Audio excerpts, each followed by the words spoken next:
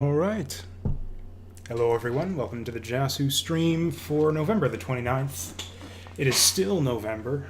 Managed to get in a stream, finally, before the big holiday rush begins. Though it's actually been getting a little bit busy at work. Even this early before the holiday season. It seems that the holiday rush starts earlier and earlier every year. Anyways, that has nothing to do with today's stream, though, except... And that's actually not even the reason that I haven't been streaming lately. The reason for that is just that I've been sick lately, and which is also the reason that you're going to see me go away and take breaks from time to time to blow my nose. In fact, does this disgusting mess even show up on the webcam? I don't think my webcam is high quality enough to show all the dry skin and flaking around my nose, but yeah. It's been a bad week or so, at least in that regard. In those two regards, busy at work and having a cold. So, you know, what better way to recuperate from all of that than to go back to a familiar favorite. So yeah, I've decided, just kind of popped into my head that, hey, I feel like playing some Azure Dreams. Oh, you know what? Okay, this'll do. Yeah, okay, I wasn't sure I was actually set up to stream PlayStation games right now, but that's right, I did get this all set up ages ago. I like putting a graphic pertaining to the game I'm playing in the background here. When I'm streaming a game that I like, but the generic background is fine for now. So yeah, we can just flip on the volume and get this started. So yeah, Azure Dreams. I think it's safe to say at this point that this is maybe one of my favorite games. Certainly one of my favorites from the PS1 era. This is just one that I come back to over and over again. I played this on my YouTube channel. I did a full playthrough series like about 3 or 4 years ago.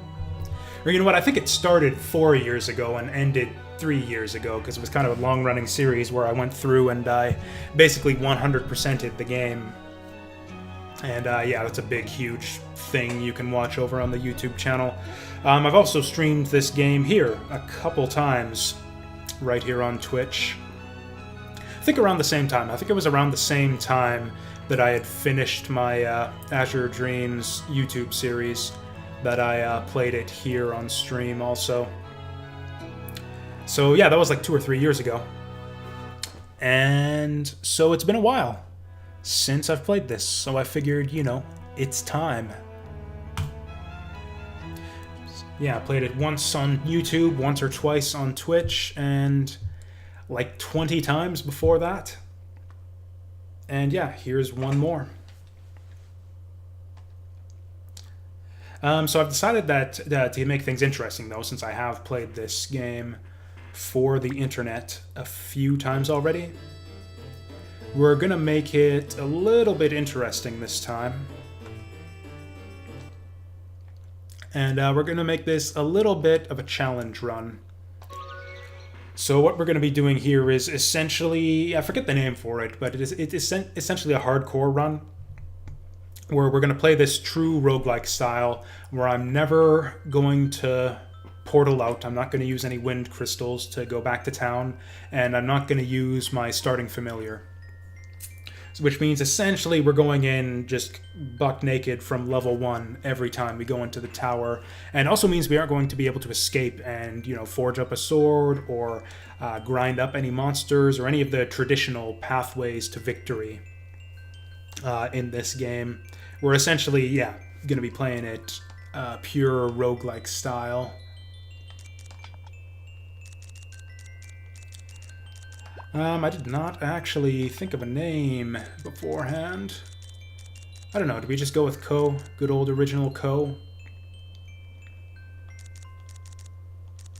You know, I don't know why, it always seemed strange to me that Ko appears, is like the default name, but you go into the dictionary of other alternate names and it's not in there. I think we're just going to go with good old Jasu. I'm the kind of loser who names RPG protagonists after himself, so there we go. We'll be Jasu. Or you know what? No, it's not. Let's put a stupid symbol after it, if we can.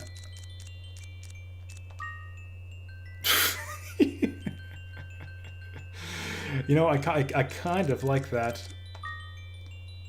And then what do we replace for the S? Get like a sideways S? I don't know if we can get a good replacement for the U, though.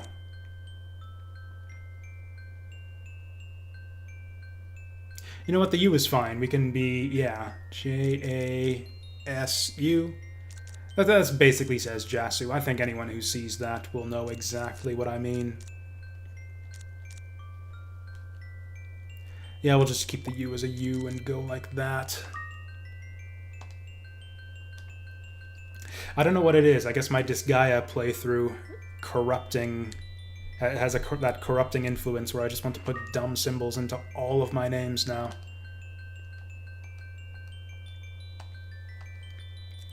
So yeah, I don't know how much of a but what's the word? Like an informative or commentary-filled playthrough this is going to be. I've kind of done the whole informative commentary thing a few times already for this game, so I think this is just going to be a casual playthrough. You know, with the addition, as casual as a challenge run can get, I suppose. That Kono thing still cracks me up. I think the Ko there is meant to be short for Konami, but I've never actually seen that confirmed.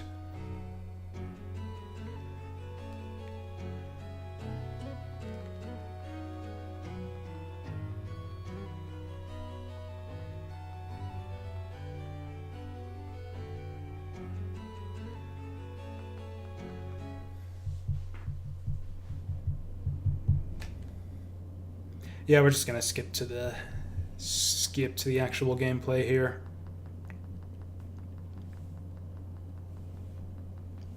So this is a challenge run I have done before. I have done runs where I basically resolved to get through the tower without using familiars or sword forging or anything like that. Though I kind of back in the day, I cheated it a little bit. Basically, your first time through the tower, you get basically the first floor is set for you, where you go through the tutorial where it tells you this is what items are and this is how to use them, and it gives you some freebies. It gives you like a flame ball and a sword and shield, which you are not at all guaranteed to find on subsequent runs. So if you do want to do this type of challenge run, that's the easiest way to go about it. It's to just restart the game and start a brand new save file whenever you fail.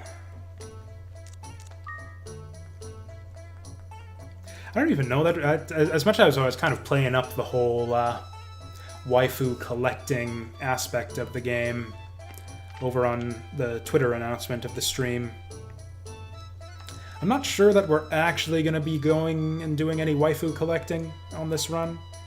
Or I guess there'll be some incidental waifu collecting, like selfies, pretty much automatic. Fur, we might as well, because again, she's pretty much automatic and is also best girl, so yeah, we're definitely going to get Fur. The others I could take or leave.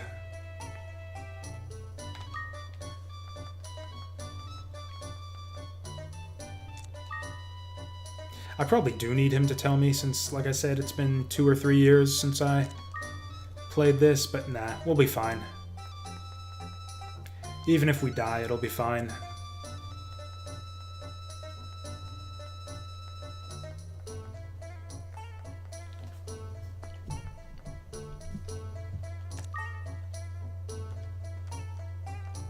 Pita fruit, we will have absolutely no use for that. Actually, that's not entirely true. So one of the cool things about this type of challenge run is that there's a couple lesser used features of monster eggs that you'll pretty much never use in a normal run that actually become useful in this type of challenge run that I'm doing.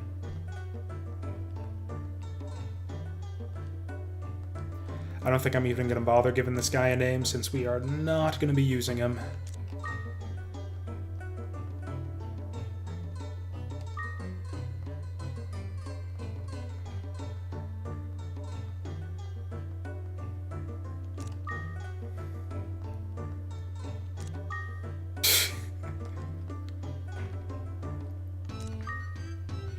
Okay, yeah, we don't have the option to not take him, but we'll just stick him in the bag once we get in the tower. Yeah, do not care what his name is.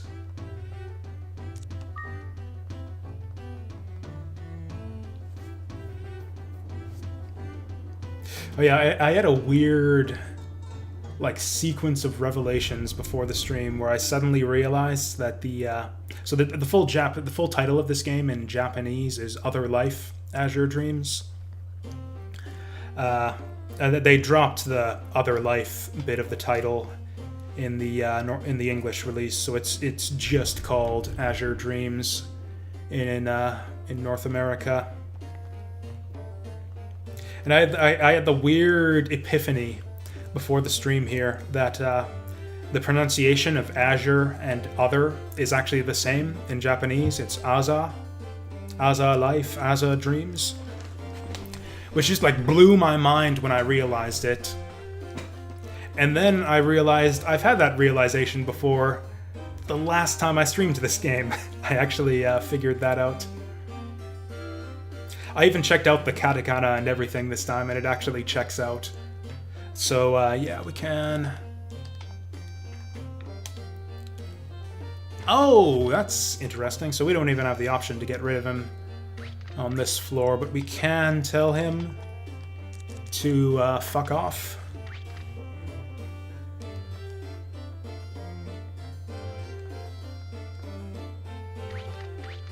Oh, he's not even going to listen to my commands. He's in full-on tutorial mode.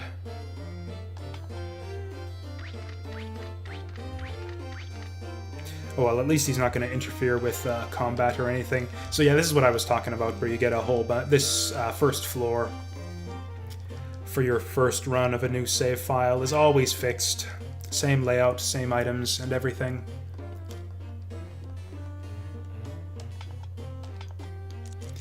Which means it gives you a little bit of a kickstart, so if you're going to do the type of challenge run that we are, it's kind of advantageous to just start up a new save file every time. We aren't going to be doing that here, just because that's tedious to have to sit through the intro every time, but that is actually the way I did this challenge run when I was a kid.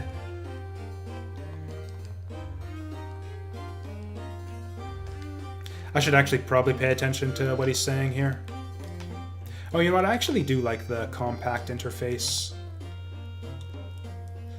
Because, yeah, when you go like this, it just takes away your gold and floor display. And none of that's really relevant to us at all. Because, yeah, we're not going to be... Since we aren't going to be crystalling out ever, we're never going to be able to maintain any gold. So who gives a damn? Here we go. So yeah, he's going to explain how to hatch familiars, which you basically never want to do in a normal run of this game. Because if you can bring them back with you, they're extremely valuable if you can sell them in a shop, or you can hatch them at home and then they become permanent. Yeah, like he tells you here, it's better to hatch them at home because it becomes your property then, and you can use them for like fusing and stuff. Which is far, far better than having just a temporary ally for a few floors of the tower.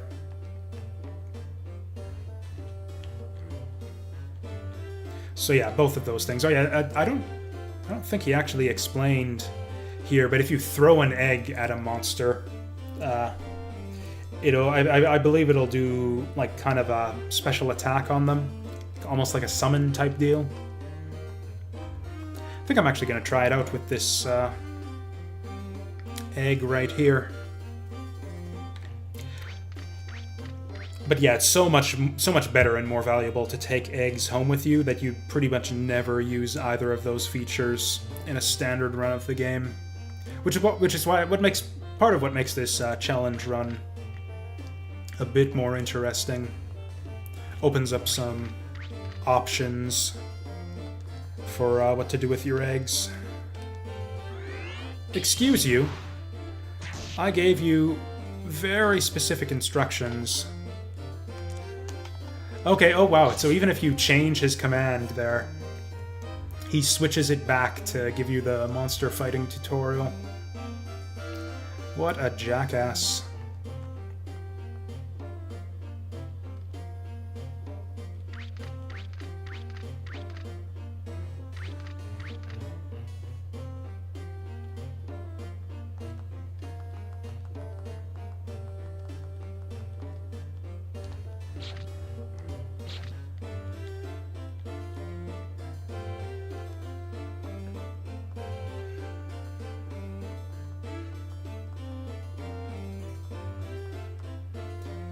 Oh yeah, I wanted to figure out how to change the camera.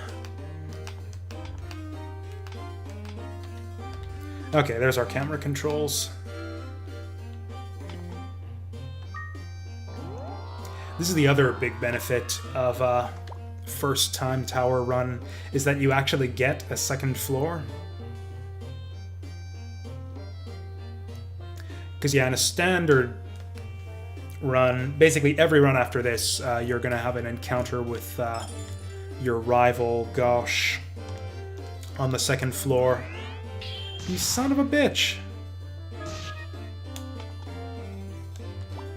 Okay, you piss off.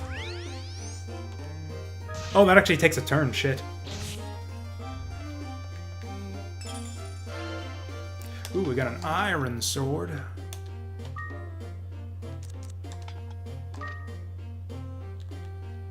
I think iron's better than copper. I guess I could actually check that. Oh yeah, +1 attack. That'll make all the difference.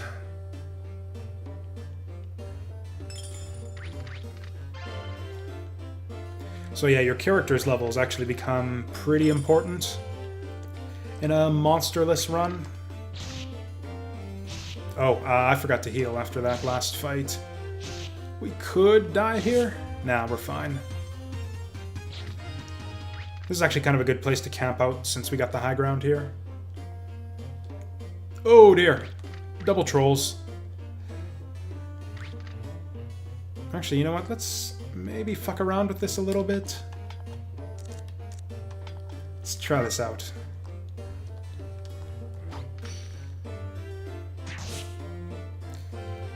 Okay, yeah, so he gets one big-ass attack if you pop him out of the egg like that.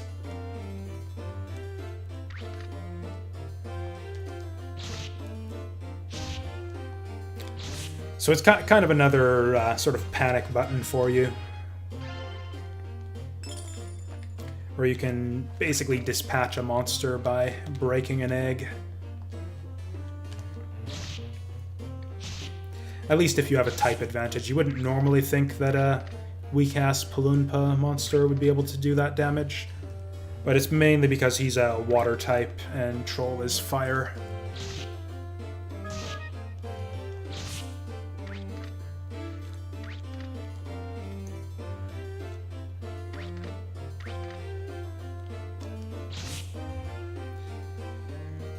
But yeah, it really changes the way you play the game entirely when you do this type of challenge run.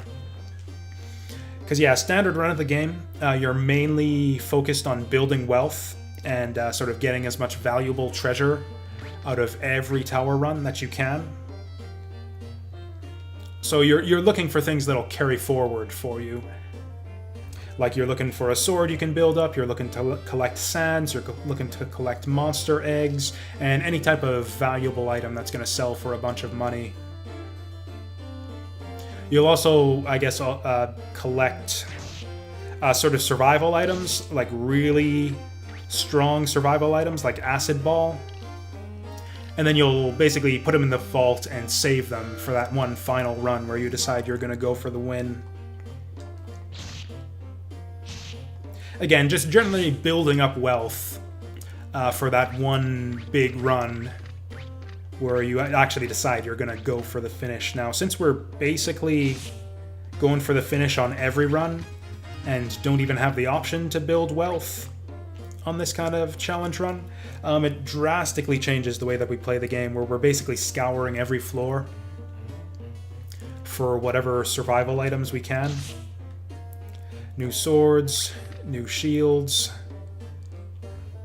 eggs, I guess, still, although we kind of have a different use for them.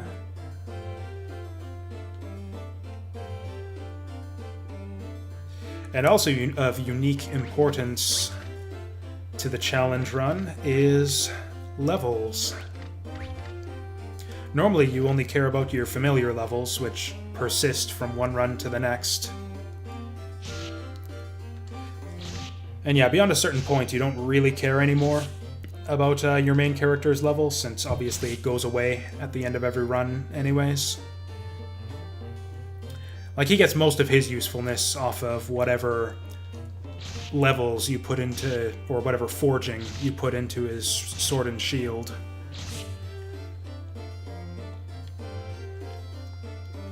But since we're not taking anything back with us, yeah, levels is pretty much the only way we can deal with dudes, which means a lot of this type of shit. Where you just, yeah, find the high ground and basically slug it out with the monsters until the floor collapses.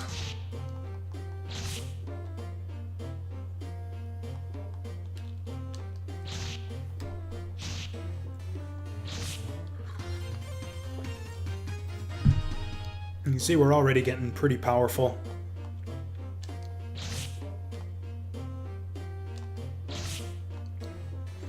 On a regular tower run, I tend to think that keeping level parity with the current floor is generally good enough. So like if you're on floor 2, level 2 is good enough. If you're on floor 5, level 5 is good enough. Since we're relying on our main character a bit more here, though, yeah, we kind of want to level him up a bit more than we would otherwise.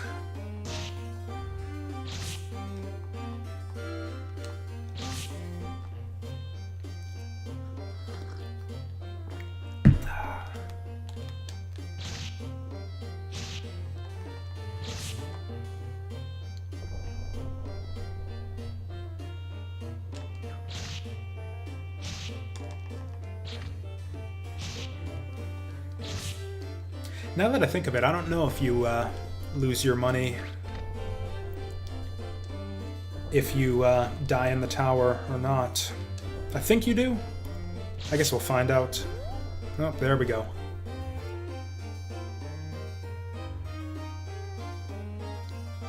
So the disadvantage to having the floor collapse on you like that is that you can't save. Which is actually not a big deal at all, because your in-tower save is basically just a memo save. Like, you save and exit if you save in the tower, so it's not really... you don't really lose anything at all for having the floor collapse on you.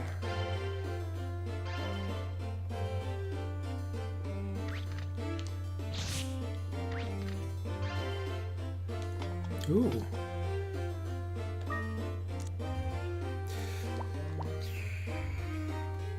Actually, this would be a kind of a neat thing to test, is how much benefit do you get from the elemental weaknesses. Because I bet you that fire wand is actually going to be better than our attack 3 sword for wind monsters. I don't know if there even are any wind monsters. Oh yeah, it was the cyclones. So yeah, we'll test that out on the cyclones if we see one. Oh, I'm gonna sneeze. Ah, no, I'm not. Nope, there he is.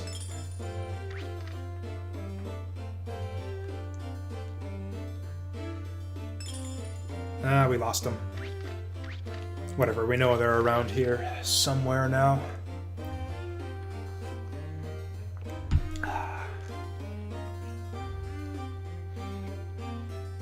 Oh, it's been so long since I've done a stream. I actually have like gotten out of my habits from streaming.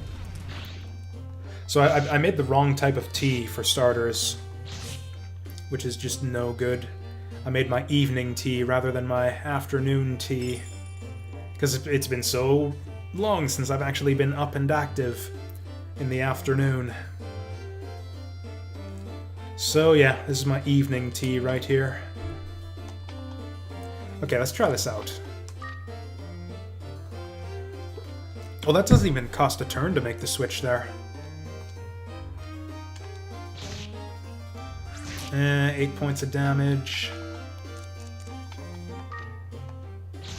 9 points of damage. So it's about even.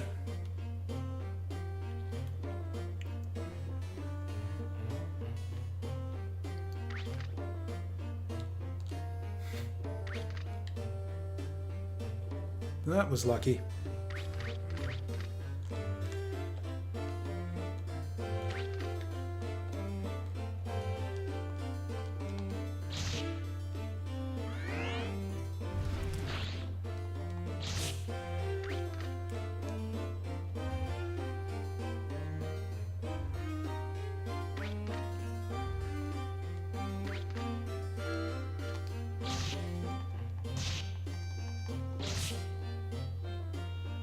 I think we've pretty much cleaned out all the rooms on this floor. I think we just want to set up and do some farming after this. Would be nice to get the high ground on this guy. Okay, I think we gotta fight him now. Uh-oh.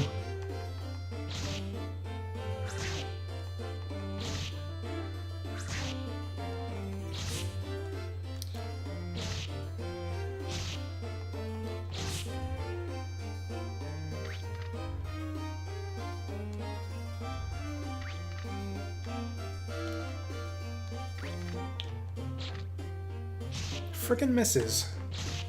Can't afford that shit.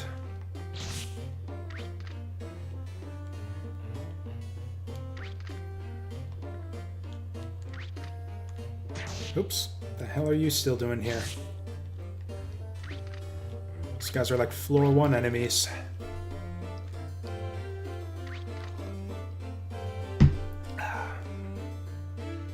Okay, yeah, this'll do.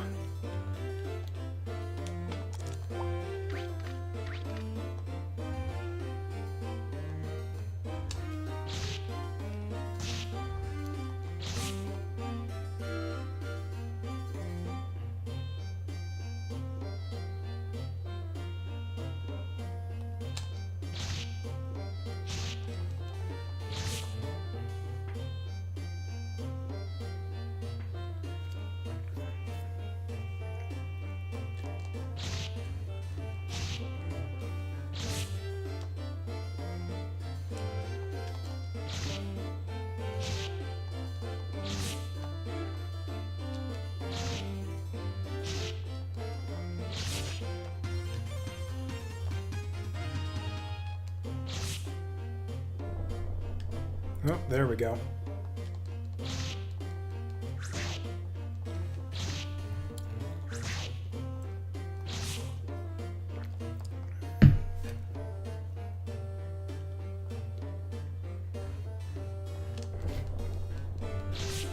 I gotta go blow my nose.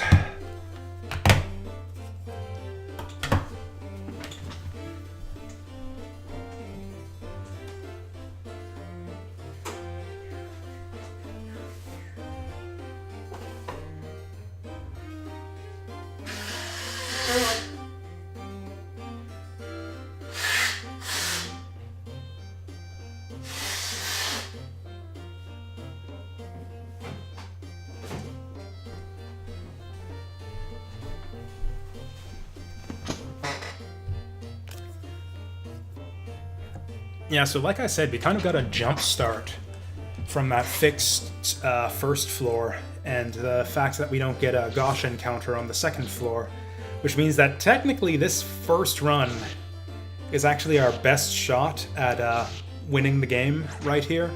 I don't actually know what I'm going to do if that ends up happening. I guess we'll just turn it into a normal run of the game at that point, and just yeah, go build all the buildings and wife all of the waifus and all of that.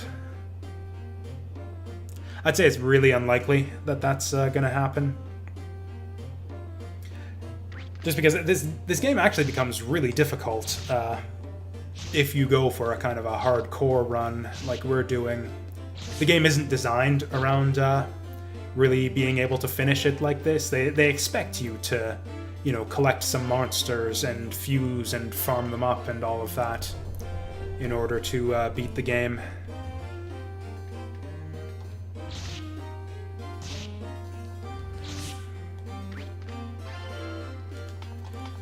Okay, we got some goodies here.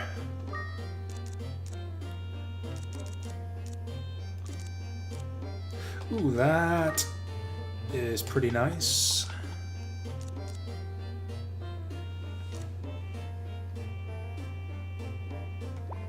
Gotta keep in mind that I got that medicinal herb too.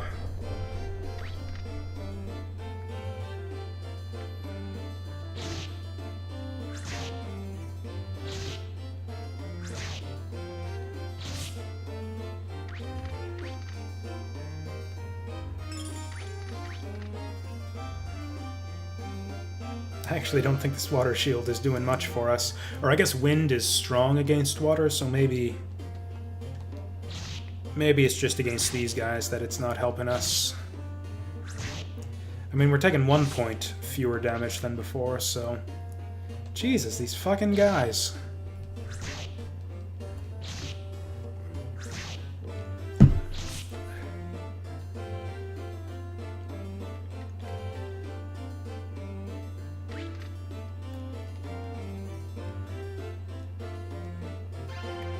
Ooh. You know, it's pretty unlikely that we're gonna find a better shield than this. We might as well use that.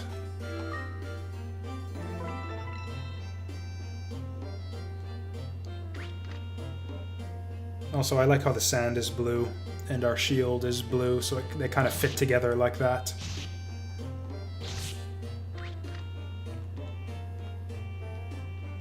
Man, this is a big-ass floor. Look at that.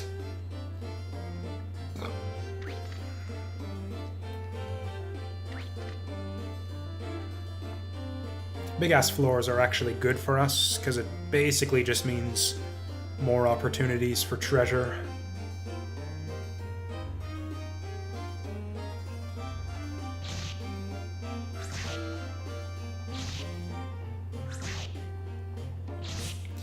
Now what I really want is a better sword.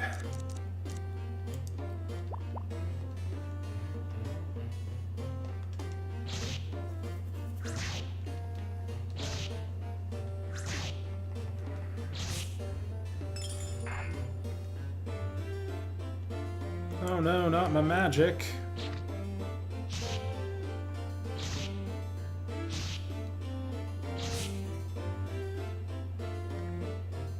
Honestly, most of the traps in this game are not that bad. There's like 2 traps that can basically potentially kill you. The paralysis trap and the sleep trap. And then all of the other traps basically do nothing most of the time.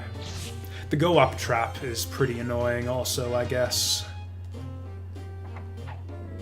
Oh, this is the one. This is the one right here. Yeah, this one kills you if it pops up at the wrong time. Most of the others, though, it's basically nothing.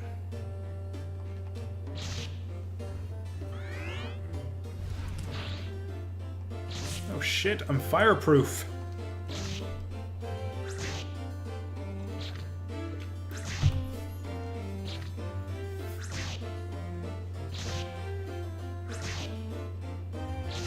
You know, if I can get just one more type of elemental shield, we'll basically be invincible.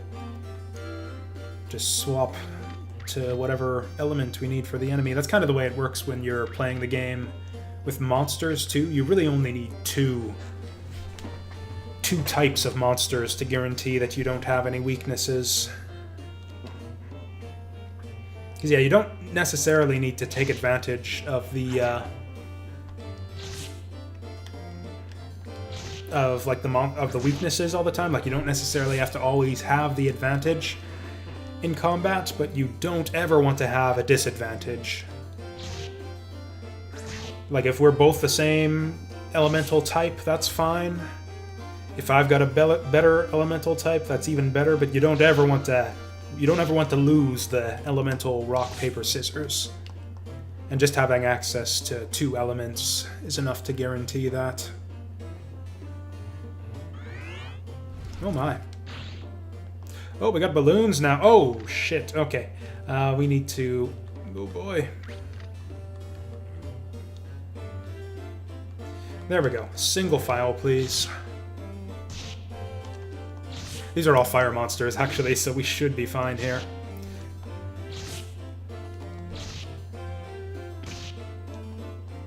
Oh, wow. Even the balloons got nothing.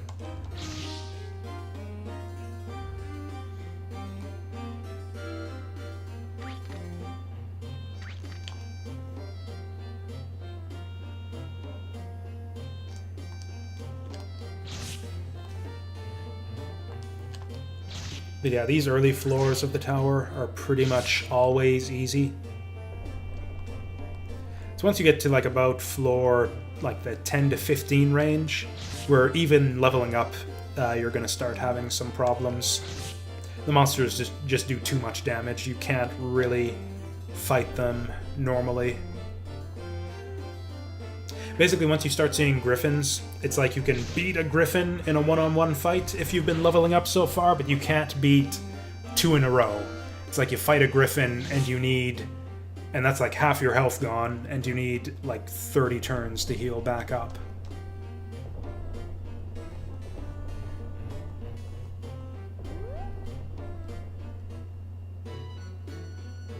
Oh shit, floor 5 already? Huh.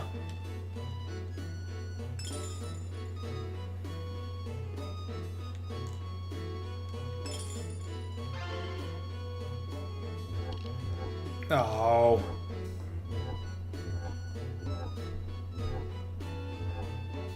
That was kind of bad. Forgot about poison traps. I guess poison traps are pretty bad if you hit them at the wrong time.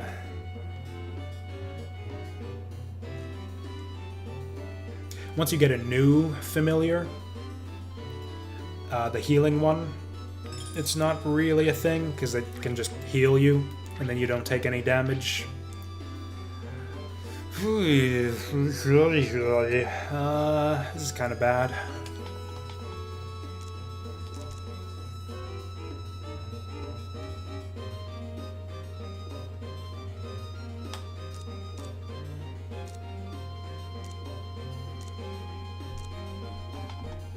Yeah, you guys fuck off.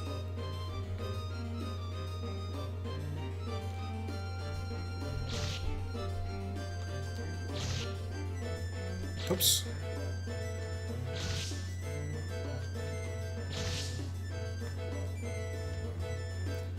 We might as well use some of these items just because our inventory is going to get full pretty quickly.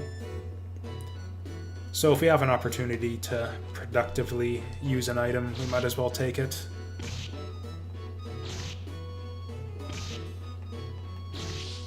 Man, we're still not fully recovered from that damn poison trap.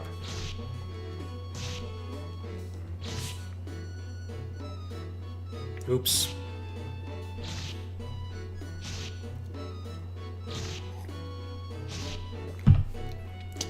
Single file.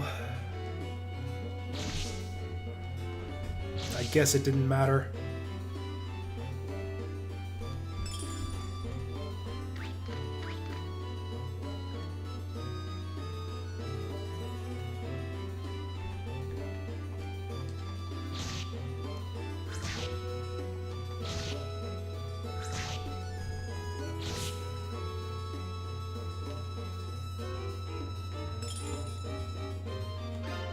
Oh, and there's our bell back. Nothing spent.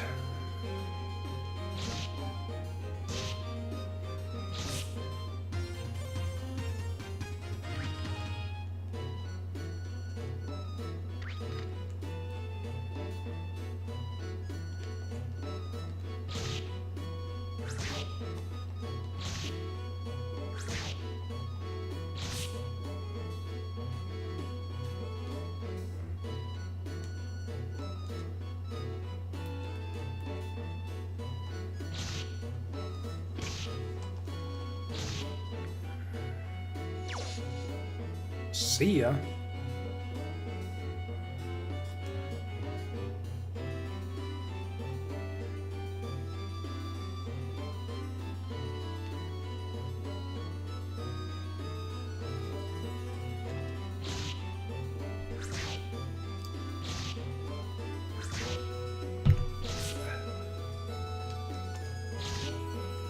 Actually, one thing I considered, just to make things really, really different from a standard Azure Dreams playthrough, is to actually play the Game Boy version of this game. But yeah, as much as I'm a big fan of Azure Dreams, I'm really not at all a fan of the Game Boy game. Whoops. So yeah, they did make a Game Boy Color version of Azure Dreams. It's not really a sequel or anything, though. It's just kind of a different version of the game with a lot of the features stripped out. Oh, this must have been the guy who teleported away. Yeah, there he goes.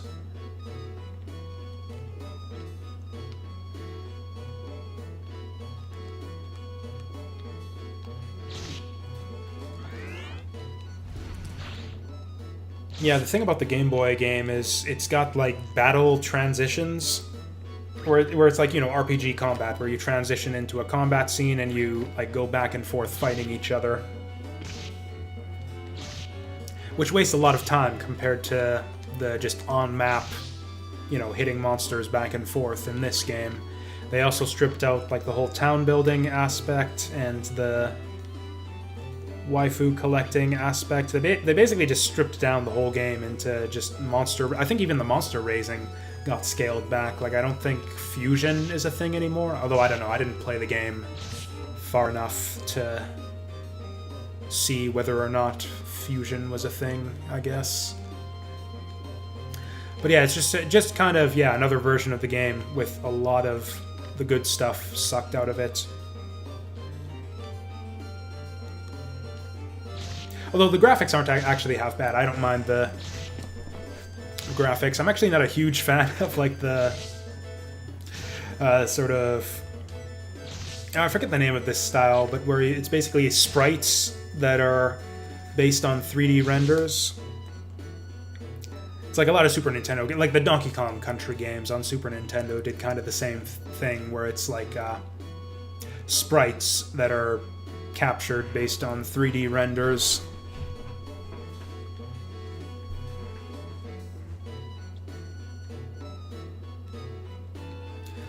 Not finding a good peak to farm monsters from.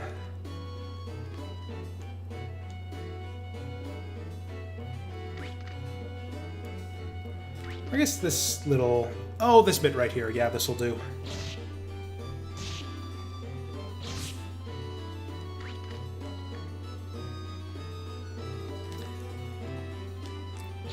But yeah, whatever other criticisms I have of the Game Boy Color version of this game, it actually looks all right. You get some, like, new anime scenes too, where you get, like, you know, that lovely Game Boy Color artwork of, like, the girls and stuff, and of the monsters too, for that matter. It's actually a pretty good-looking game. The music, on the other hand, sucks. It's just all the same music that's in the PlayStation game, only, you know, rendered on the Game Boy sound chip, which is actually not a bad sound chip. There's a lot of really, really good music on the Game Boy, just not in Azure Dreams.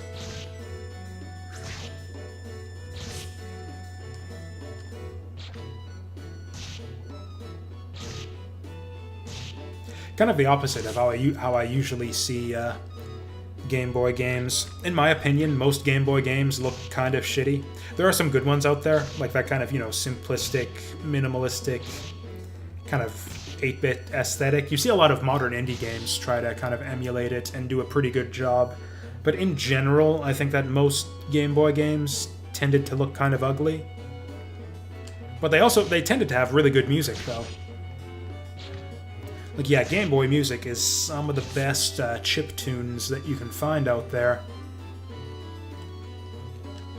Yeah, the Azure Dreams on Game Boy Color kind of inverts that, where it's got the The good graphics, but the bad music.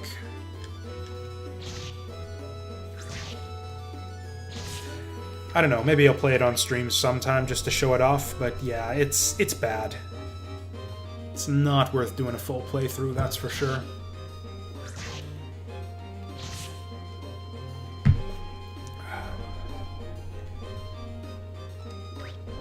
No.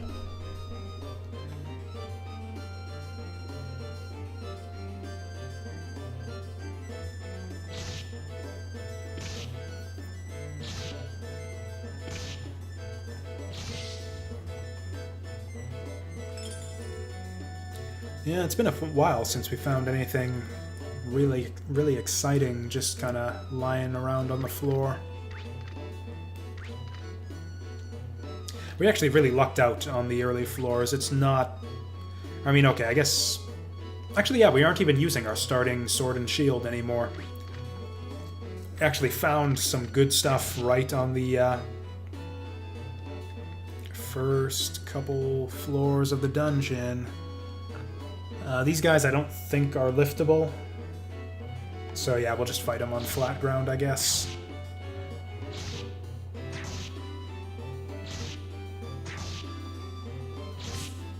Yeah, those guys are normally trouble the first time you encounter them. But we're much better leveled than a standard run through the tower, so we're fine.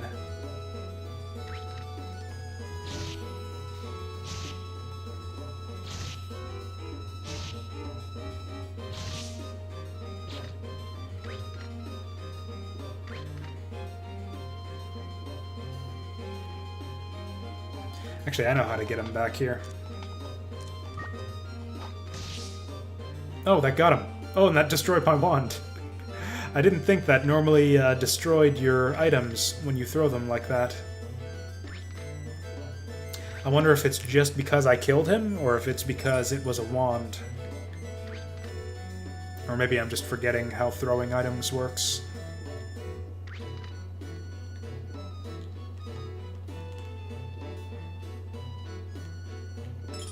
Man, it's the second time we've evaded one of those.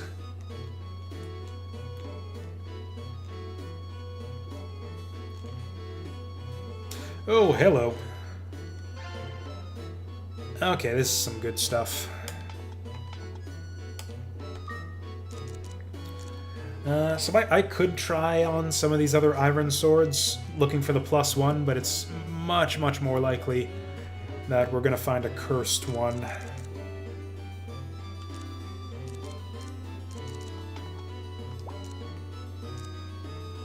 So yeah, a lot of this crappy equipment we just don't need anymore. Actually, what was that even?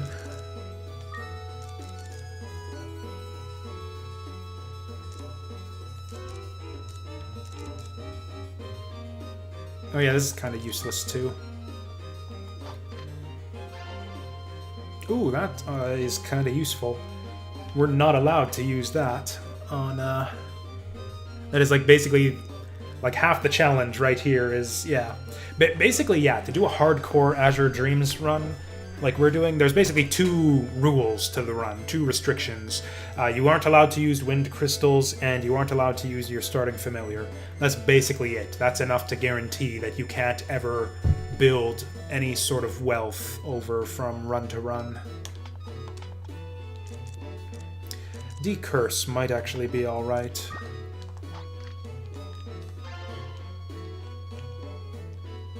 Or can you use this to banish monsters? I don't think you can. Oh. Oops, I missed this over here.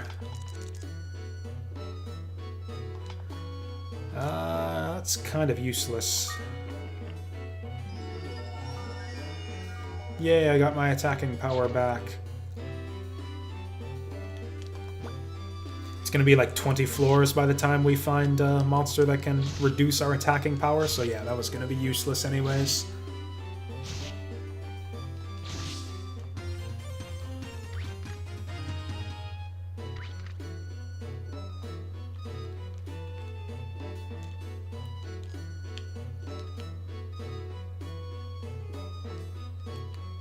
Oops. That was dumb.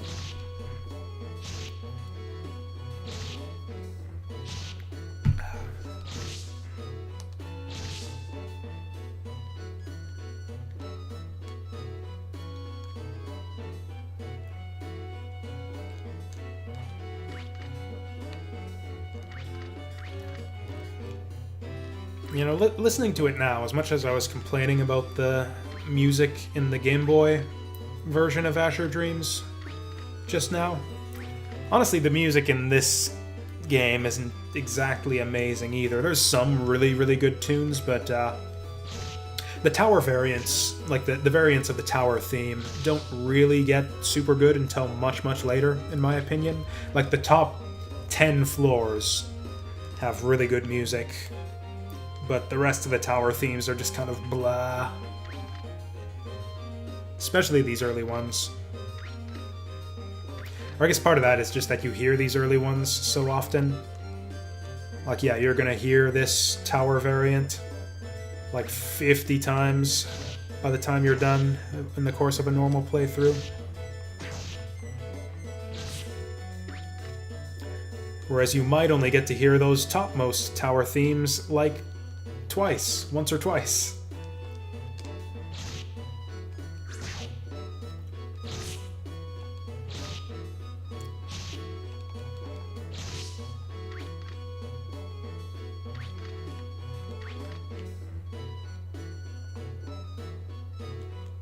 Oh, yeah, this is no good.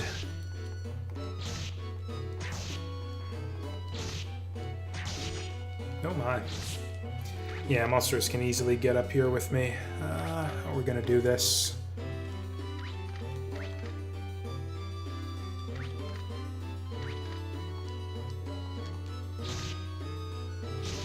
Yeah, we need to find a better room. Oops.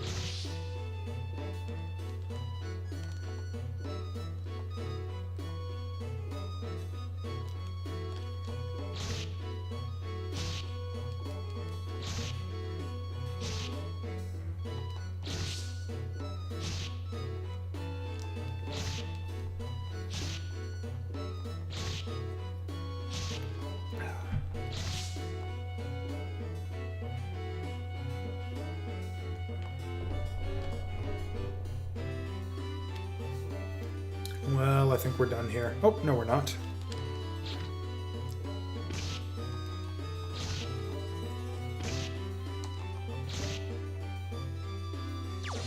Oh, yes, we are. You know, I'm gonna hunt down that balloon. He can't have gone far. Actually, that might even be him. Oh, there he goes again.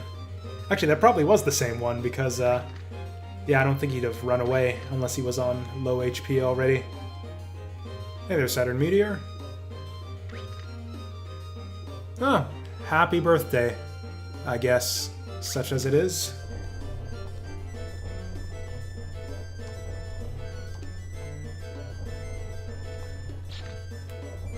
Oh yeah, I guess the hallways are the last thing to collapse, which means we might be here a while.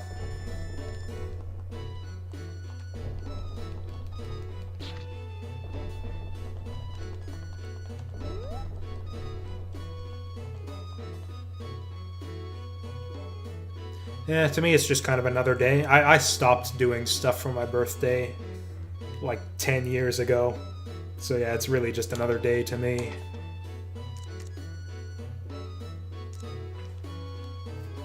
I'm actually not entirely positive exactly how I like, just off memory. I don't know precisely how old I am right now, to be honest.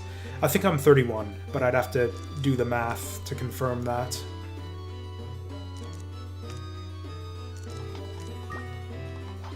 Olean fruit is actually really valuable.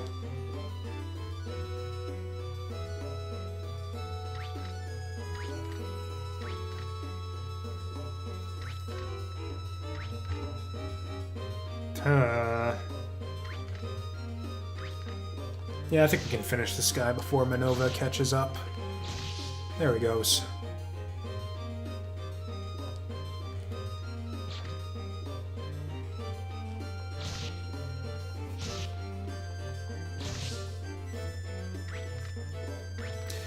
Jesus. These types of monster trains get tougher and tougher to deal with as you go up through the tower. Again, it's at around floor 10 to 12-ish that it becomes kind of unmanageable.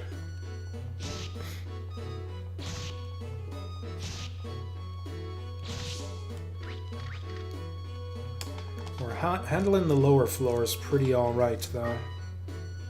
Actually, you know, why did I do that? Yeah, I might as well pick up this one. Ooh, that might actually be handy. Blinder ball. Pretty... sort of like the opposite of traps. The magic balls are just about all really useful, and there's like one or two that are really not useful. Like heal ball is going to be pretty much entirely useless on this run.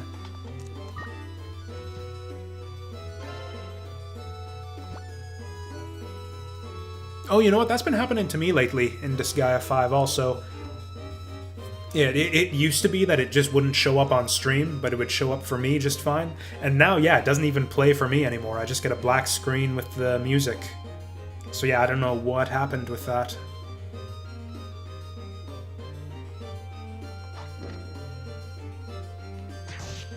You know, I wonder if we can get this guy to fall asleep.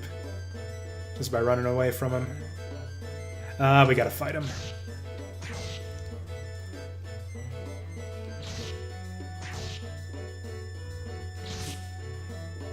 I don't think that Steam has anything at all to do with, like, the opening scene not working in Disgaea 5. Like, they don't do quality control. Or they do, like, a bare minimum of quality control to make sure that games work, and if there's enough complaints about a game being like non-functional or a scam or something, then they'll pull it. But yeah, Steam does very minimal customer support and quality control. They tend to automate all of that stuff. Let the marketplace sort it out. And honestly, I think it kind of works for them. Like, in general, I know a lot of people bitch about Steam doing things wrong or whatever. In general, though, I think Steam does things right more than it does things wrong. In fact, even the things that people criticize them for, like the whole opening of the floodgates to, you know, porn games and hate games and all of that, I was fully on board with Steam's press release regarding all that stuff, and, you know, the open marketplace and all of that. I think they were basically right in that debate.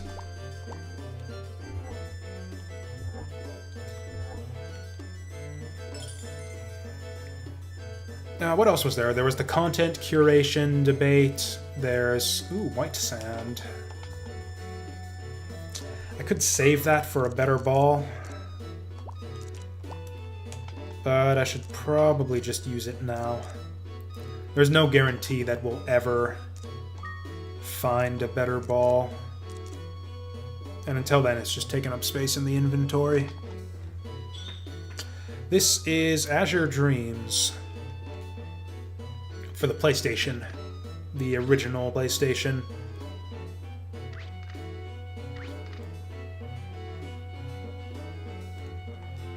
Yeah, this is kind of a classic from back in the day. I used to play this game a lot when I was a kid. It's honestly one of my favorites. I've played it a couple times here on stream before, I think. But it's been a few years since the last time, so I decided It was time to play it again. Oh, this motherfucker. This fucking guy, and I'm down at 34 health.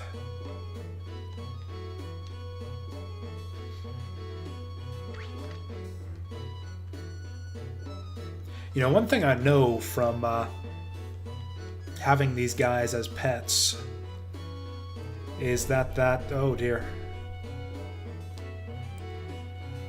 is that this whole submerging act that he does actually costs a lot of mana, or a lot of MP, so I wonder if we'll be able to get him to fall asleep. If we just make him follow us.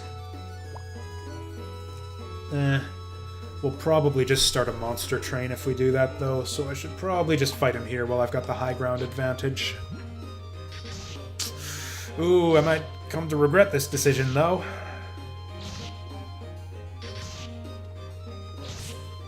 Okay, that worked out alright.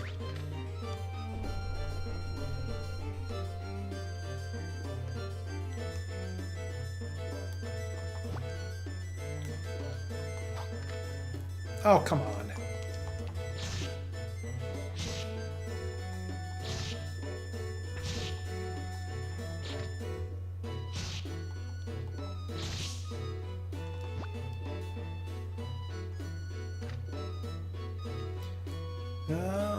Yeah, I think we've cleared out the whole floor, so we should find some high grounds to farm up on. Ooh, this is perfect. You can see these guys coming from miles. Oh, come on, you guys. That's no fair. Okay, I guess it's not quite perfect. This can happen.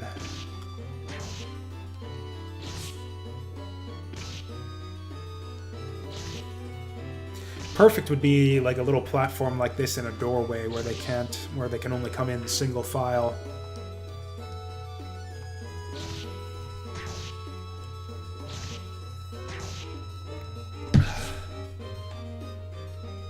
This fucking guy again.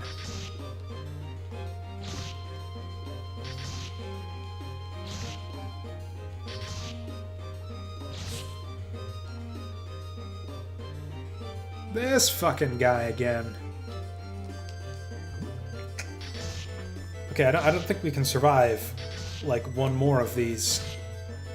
We lose, what, about 20 HP every time this happens? Okay, I guess we can survive about one more of those, but that's it.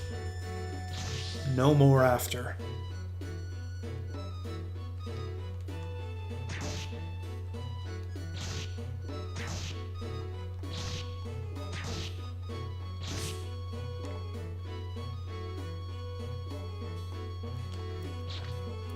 Okay, we're healthy again.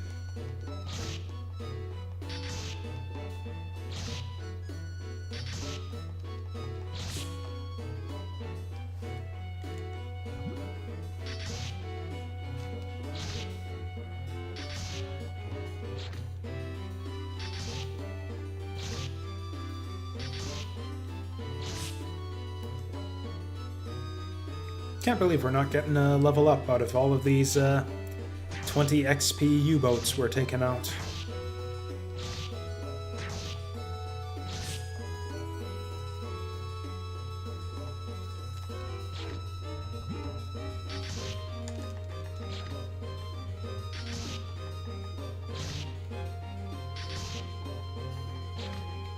Okay, I can't afford this shit. You gotta... Okay. You know what? Two can play at this fucking game.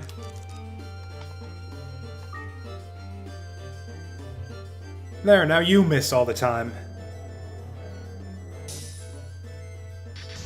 Oh, right, that's not actually how the blinder ball works.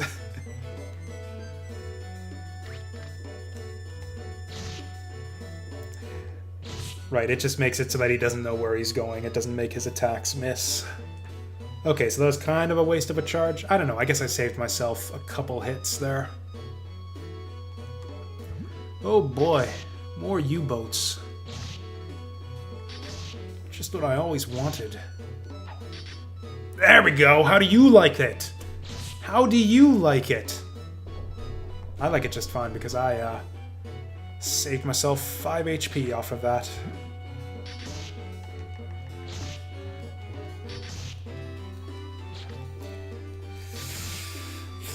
That's not good. That's not good when you do that. That's really not good when you do that. Still no level up off of this shit either.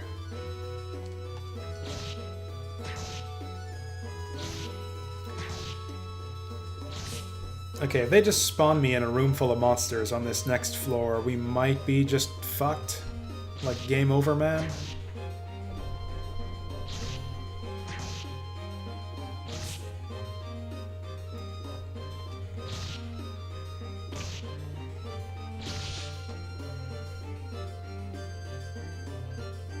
You know what, I'm just gonna run away.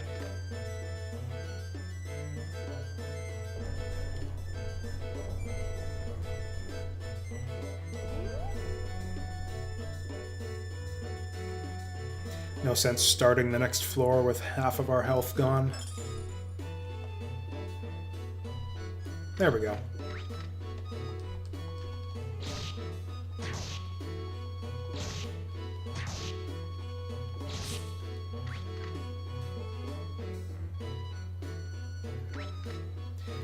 You know, it would be nice to find an egg right about now. I think I do want to... There's a lot of stuff I don't know about hatching monsters inside the tower.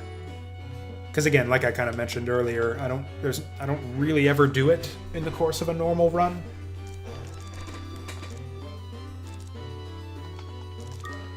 Whoops. Okay, that's fine. But I actually want... Or you know what, that gets it out of the inventory anyways.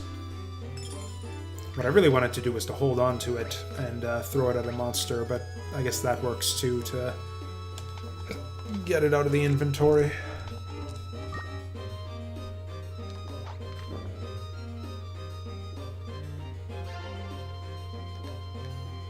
Okay, I want to see how long it takes this guy to get to sleep. Okay, we gotta fight him now. Maybe we didn't.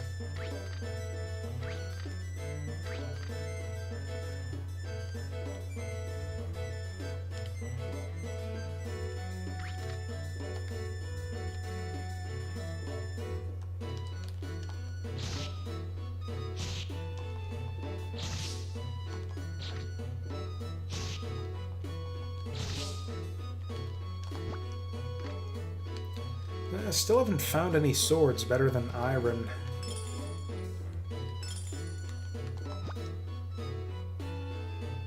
Wind crystal. Useless. Oh boy. That's not great.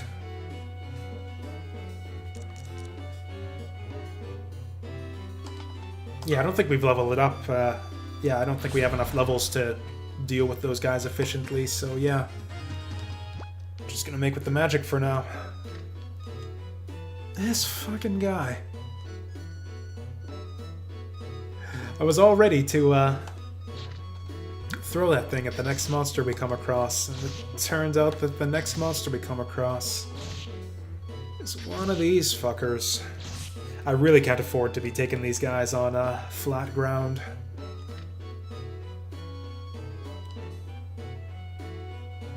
Man, there's nothing good on this floor anyways.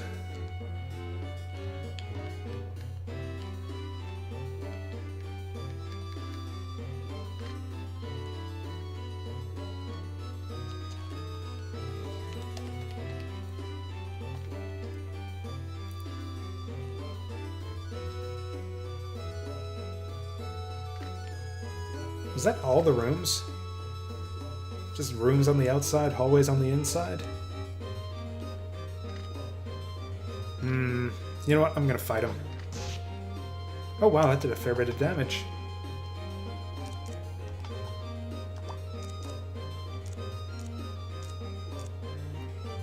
Yeah, we're never gonna use this gold sword. Nice. Okay, so those guys actually don't have a lot of health. Kind of glass cannons. And then... Oh wow, he lost me. I'm actually fine with that.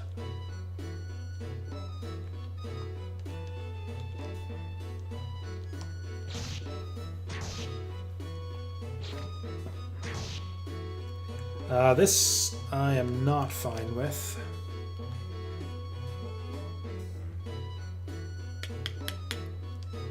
Huh. You know what? I think I can take them both at once. Don't even need to.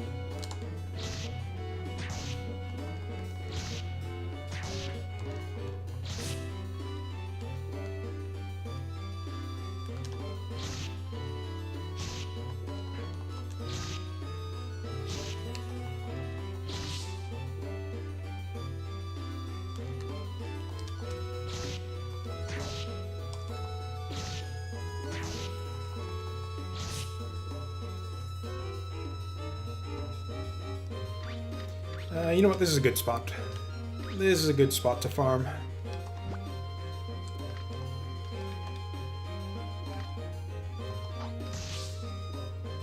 Oh, that one must have been, yeah, the clone I was chasing earlier.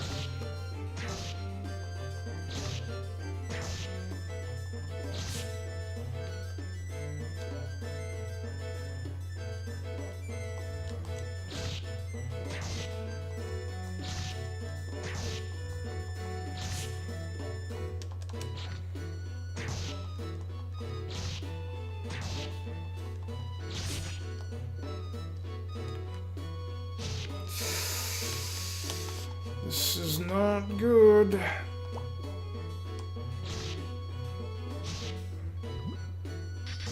Okay, he's only doing 1 damage though, so it's not... What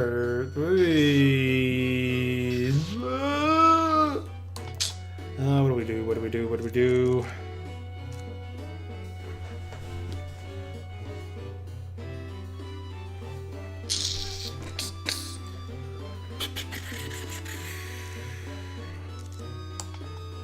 Yeah, let's do one of these. Oh, they're already considered to be out of the room. That's not great.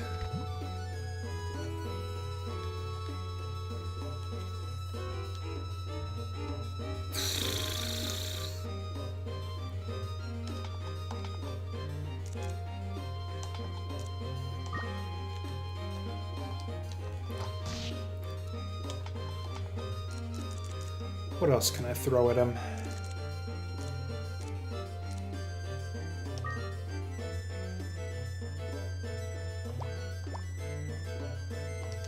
You know what? Blinder's actually good in this situation.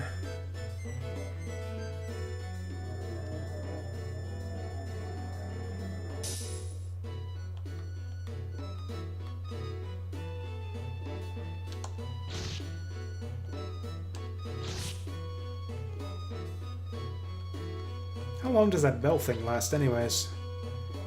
Like, just forever? Oh wow, I think it actually lasts forever. Oh, never mind. Nope, it's expired. That's fine. Yeah. That was enough to clear it out, at least.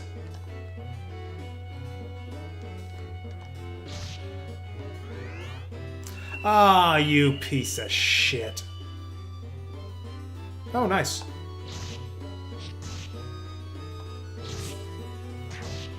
Normally it doesn't play the animation if it misses.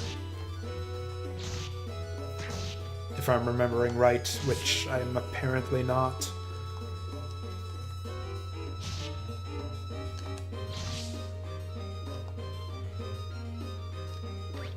Oops. Fucking diagonals, man.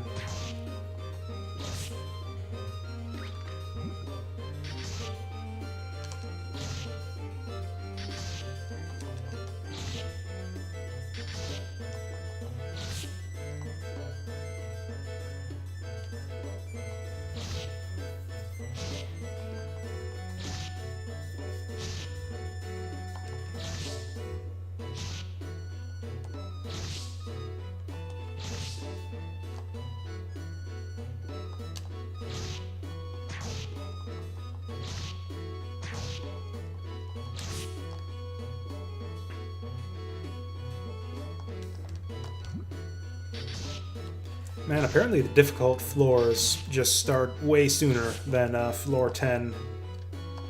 I said it wasn't going to get hard until like floor 10 or 12. Yeah, it's getting hard already at like floor... what is this? Floor 8? Oh, I guess that's actually not that far from floor 10.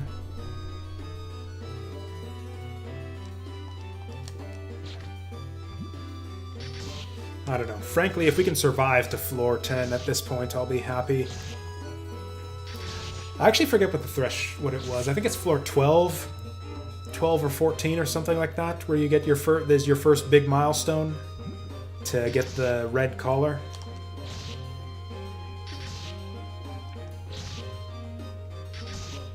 It's kind of the first like major progression point, because that's what lets you fuse monsters. Oops. Fuck.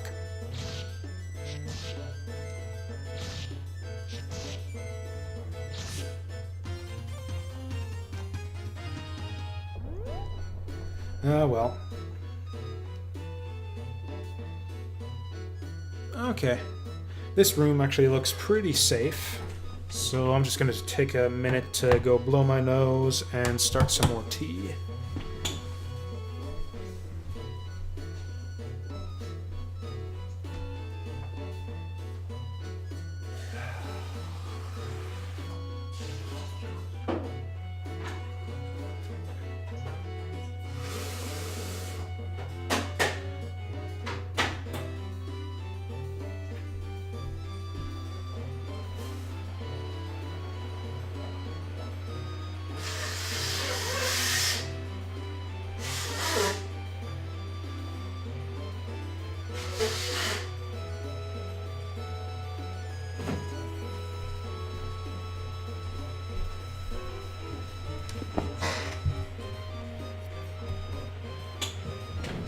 I'm actually really surprised that there's no monsters in this giant room here.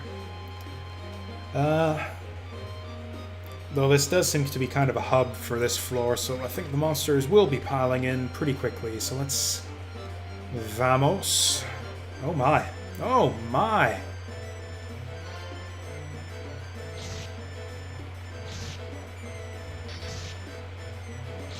Excellent. Got the drop on him.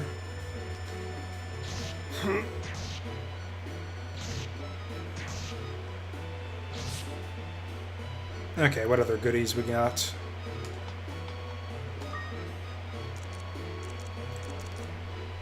Oh, I don't even know what this does.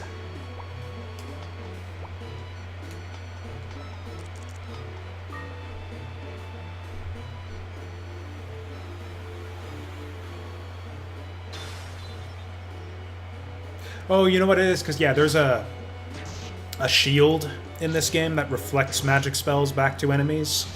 So, yeah, I think that repel ball basically just gives that effect to whatever you target with it. Which is pretty useless.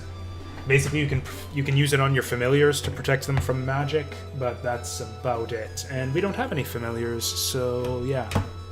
Nuts to that. I'm gonna go pour my tea.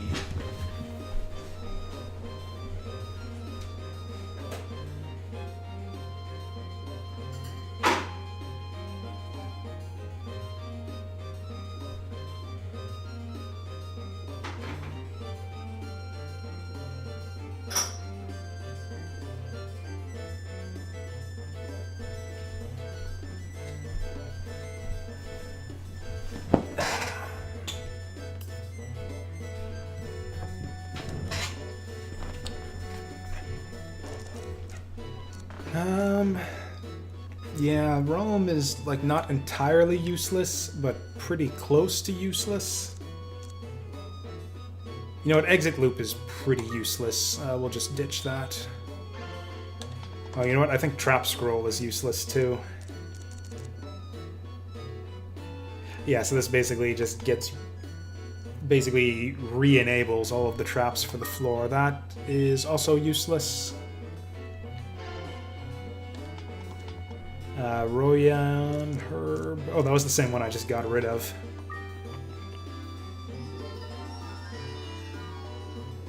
Yeah, every herb you eat just gives you 1 HP anyways, so, you know, might as well use it rather than keep it lying around.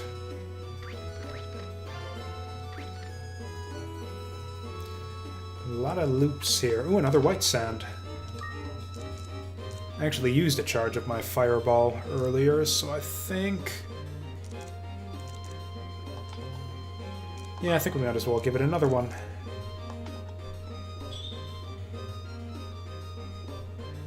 Malicious Scroll is not bad. I think that actually confuses enemies. Yeah, this Repel Ball.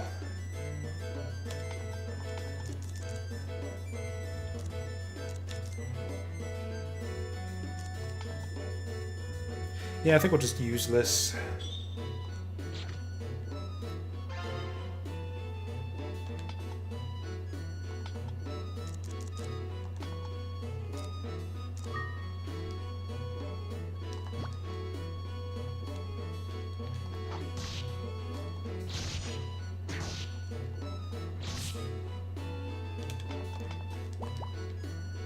Actually, can I even use this?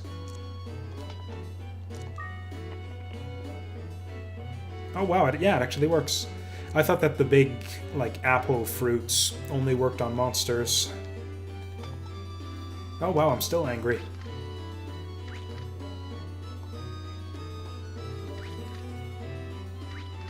Oh yeah, I guess I can, yeah, I use the monster loops, so I can actually go hunting monsters if I want.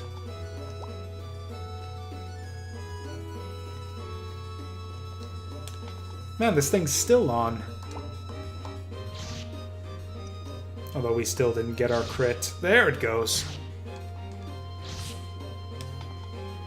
I am actually shocked at how long this thing... oh, that's probably it gone.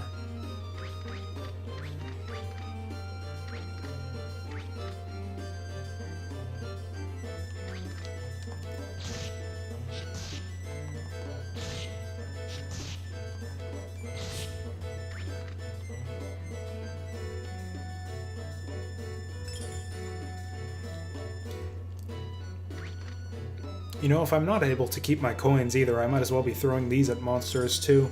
Although I'm not positive on that. I think it might let you keep your coins if you die. I'm not sure. We'll have to check that after this run.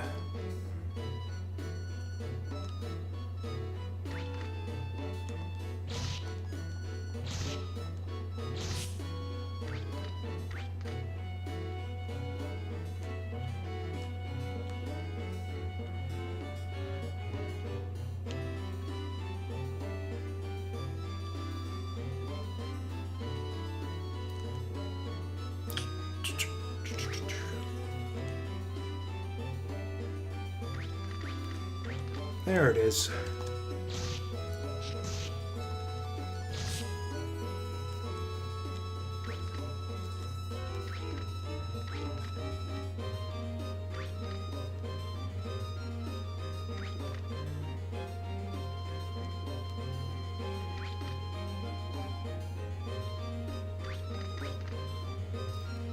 So there's two other kinds of crystals that we haven't seen yet that are going to be much more useful than the Wind Crystal for us. Normally Wind Crystal is the best crystal you can get, because it's obviously like your final escape card, the one that lets you get out of any situation with all of your items intact. Since we're not allowed to use that for this run, though, yeah, completely worthless.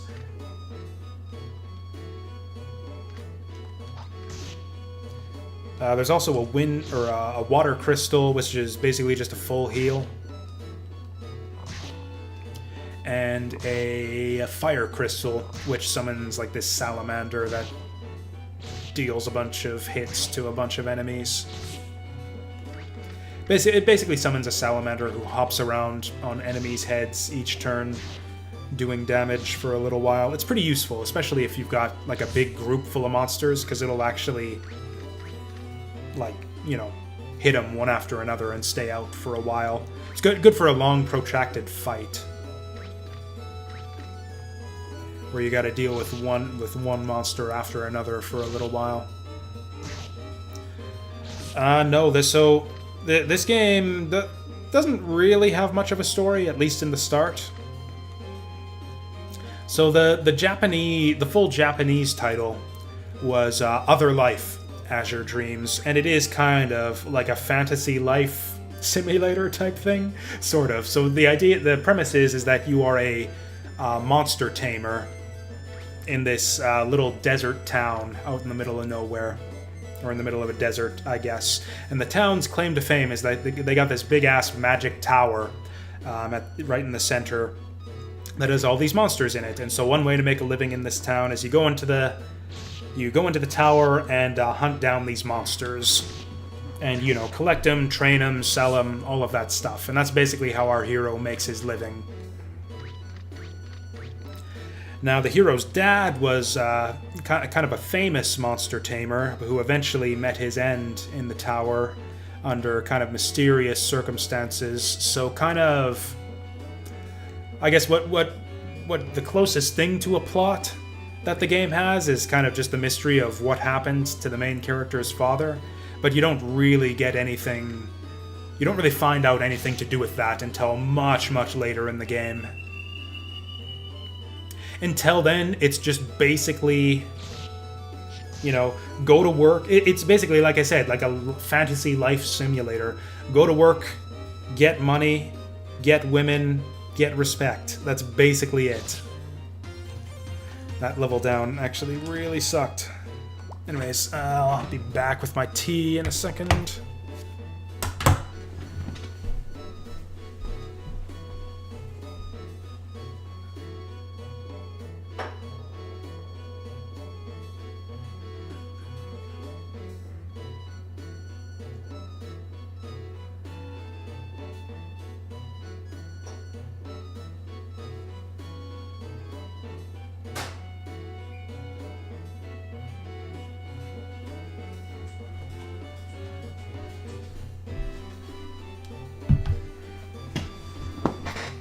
So yeah, as a monster tamer, you're basically going into the monster tower, trying to hunt down monster eggs and other assorted valuables to sell back in town. Now the town is kind of a shithole, where there's like nothing going on there, but there's a lot of people in town with like ambitions to kind of build it up a bit. And you can help people out with that as you earn money over the course of the game. There's one guy who wants to you can build like a casino and a racetrack and like a big pond in the town square. There's a whole bunch of new buildings and upgrades you can get for the town over the course of the game. Fucking bullshit. How am I supposed to gain levels with these clowns up in my shit all over the place? So what that level down does is, it's like not the worst thing in the world. It kind of depends on how much experience you have. It basically takes you down to the previous level, but with, just below the previous level, so you have just enough experience to level back up if you kill the clown. But it doesn't get you your previous experience back. Like, if I'm just on the verge of a level up and I get level down, it's basically like a whole level's worth of experience that I lose. Like, if he hits us with those regularly enough, then I'm never gonna get any levels here. And in fact, if he hits you with it twice in a row... this fucking shit.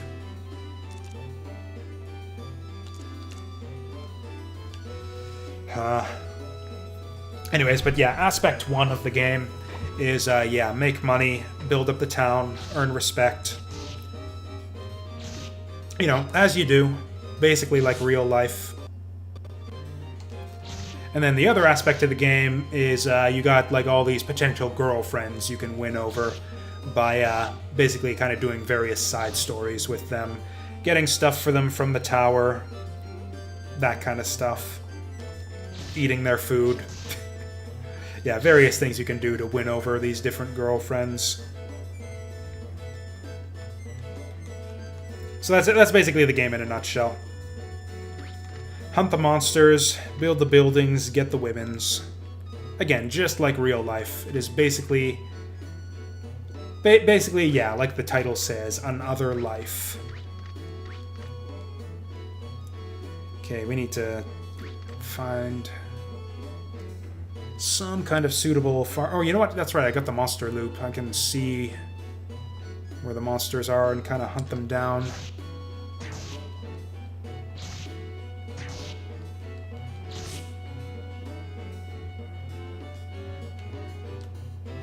Oh, you know what? I can see the monsters as they spawn in, too, because when monsters first spawn in, they're, yeah, they'll be in a room sleeping somewhere. So if you can catch them off guard, that's actually... Yeah, I guess using a monster loop's actually a good way to farm.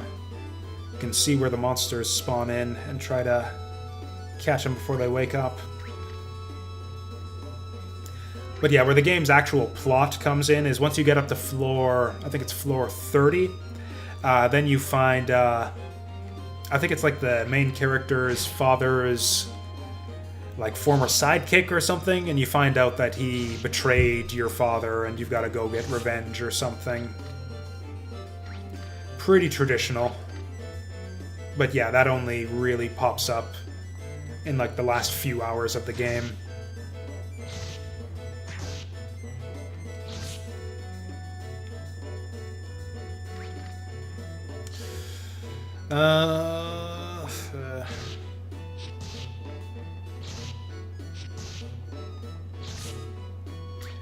Basically, I have little enough progress to the next level at this point that it's not really horrible if I get a level here, or a level down here.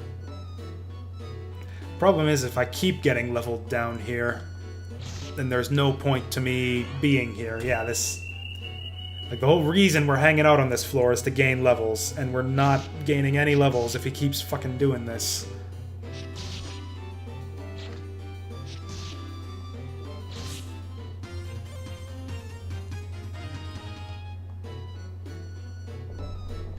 Oh, but they got some high quality waifus in this game too.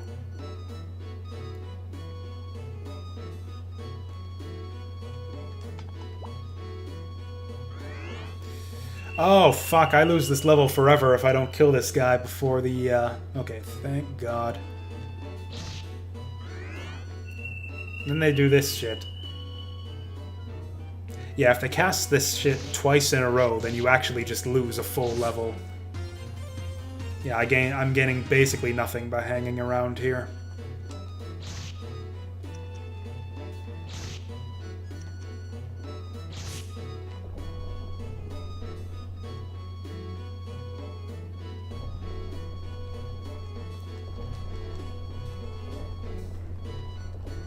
I like how you can see the rooms drop off the map one by one. Ah, here we go, floor 10. I think we actually don't have to deal with the clowns anymore, so that'll be good. These guys, on the other hand, can be a big problem if they catch you with that hypnosis.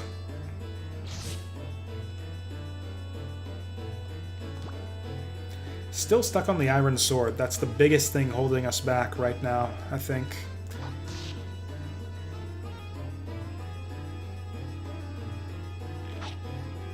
Oh my. So yeah, those trolls actually have a ranged attack that, as far as I can tell, doesn't have any limit to its range. Fuck, still these guys.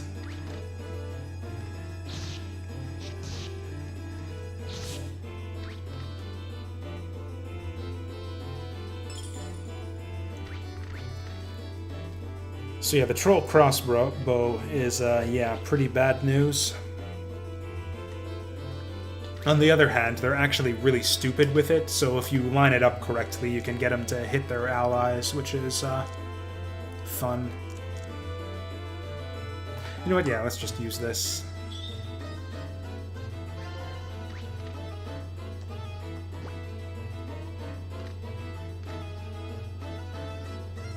Oops.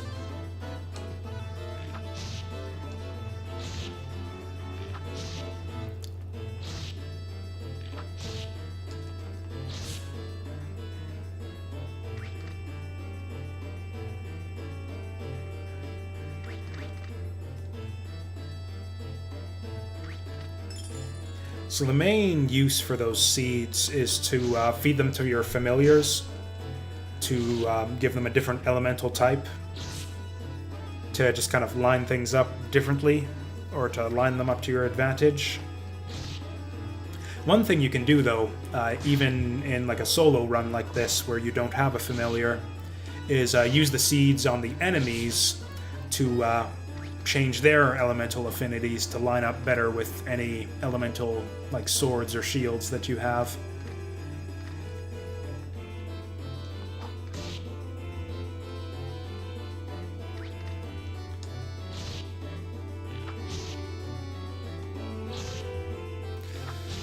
Oh, this sucks. You know what?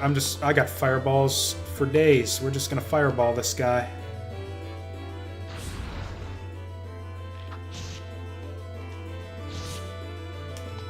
Plus, yeah, we're getting kind of close to a level up, so I absolutely not want to get low-downed at this point.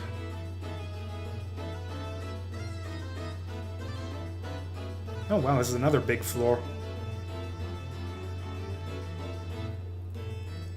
Ooh, steel, that is an upgrade. Hey there, Testament Guilty. Thank you for the good luck. I will probably need it. Still only +1 over the iron. Garbage, but I guess we'll take it. No, can't put it on because the bag is full. I mean, I kind of like having a backup sword. Or I guess our current iron sword will be our backup sword.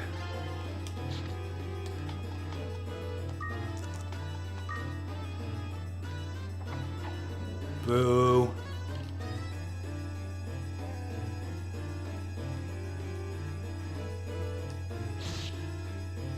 I don't think this even like changes our attack power at all.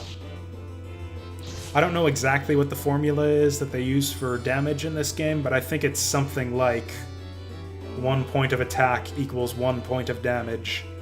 Like, I don't think this sword upgrade is doing much for us. Oh wow, this slow trap. There we go. You know, I'm just gonna camp out here and throw this shit at the next monster that comes by. Might as well make use of it, rather than just leave it lying around. Yep, so yeah, the way the game takes place on the main character's like 15th birthday. 15 is like the age of adulthood in the Azure Dreams universe. So yeah, this is the main character's 15th birthday, which is the age at which he becomes a man and gets to go monster hunting and all of that. And so yeah, because of that, you know, all of the potential girlfriends are the same age as him. So yeah, they're all like 14 and 15 themselves. Or I think Selfie and Cheryl are 16.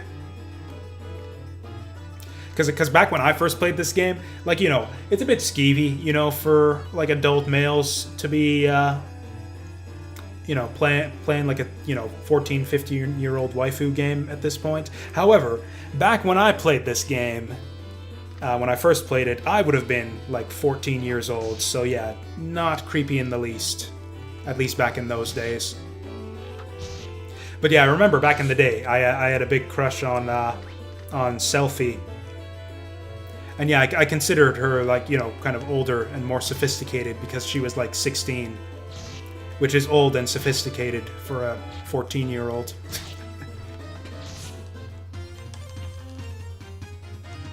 I'm actually, I don't know, Selfie's fun and all. I think Fur is, I eventually came around to Fur as best girl as I played the game more and more, and I think I've kind of settled on her even these days.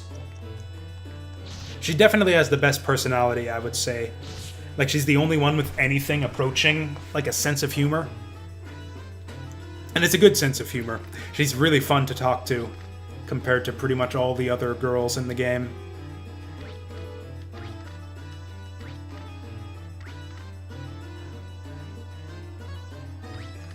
I'm pretty frugal myself, so maybe that's part of why she appeals to me. Yeah, that just means she's practical.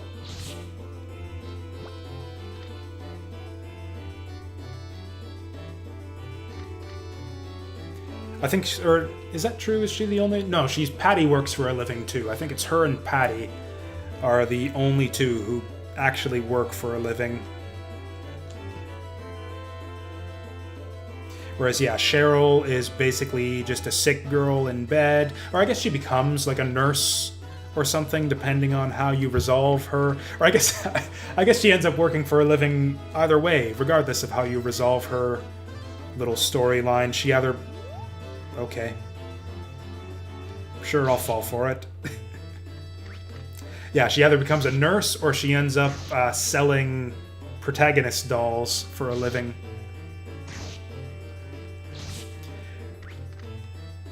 And yeah, Mia is basically a NEET, but also a stalker. And then Selfie is like basically just an heiress / airhead. So I guess she's got money, so she's got that going for her. But her brother's an asshole, and I wouldn't want to have to deal with him. Although that's also kind of a plus, too, where you can like mess around with his sister just to piss him off. So I can see how there's like an upside downside there, you know. Who else is there? Yeah, there's Patty, who cooks the food, and apparently very good food, so I guess that's a plus too. They've all got their pluses and minuses, I guess.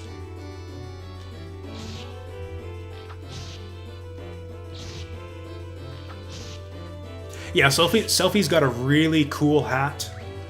And she's just, yeah, very stylish. Just got a very stylish outfit in general compared to the others, so that's her good point. Other than the weird, like, cowbell thing she's got around her neck, I don't know what's up with that. Other than that, though, very stylish, especially the hat.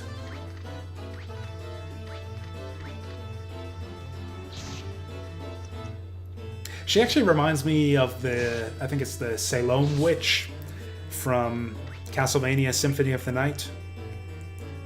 Who basically, actually, yeah, Salome Witch in Symphony of the Night is basically Selfie dressed in black, essentially. Like a black version of Selfie's outfit.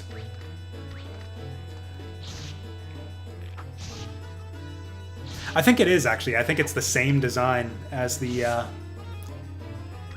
like, yeah, the Malicious Bell and the Holy Bell. I might even have one in my inventory. Oh no, I used them all up.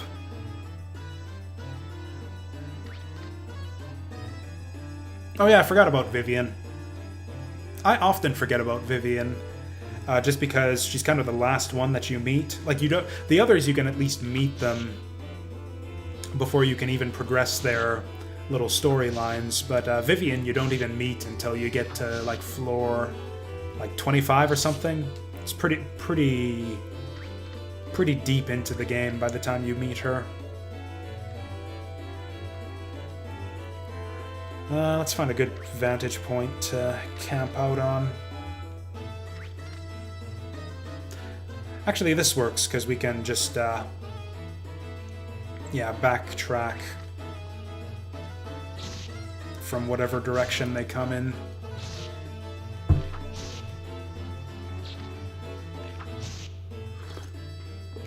Yes, this is a special run. Yeah, I guess I should probably mention that to people as they drop in. So we're basically... It's essentially a hardcore run, where we're doing no wind crystals and no starting familiar. So we basically have no means of building wealth whatsoever.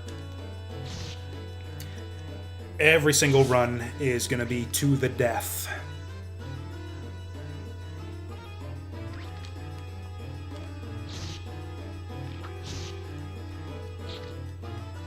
And then eventually, once I beat the game in that fashion, I'll go back and probably do all of the buildings and the girls and stuff. Yeah, no familiars. I mean, there's no way to get any scratch that. I can hatch familiars in the tower, but like there's no permanent familiars. Like we can't get a familiar and level 1 up back home, because the only way to do that is to use a wind crystal.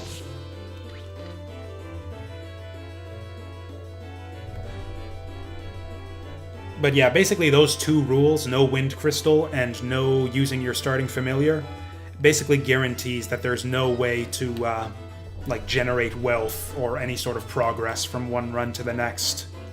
So every run is essentially a total reset.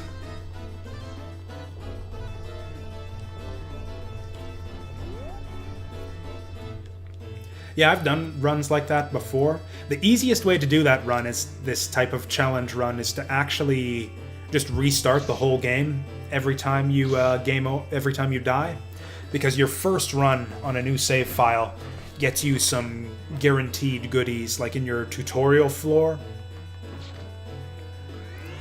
Oh boy. Or you know what, we got the water shield. We're fine. No, we're not. Oh boy.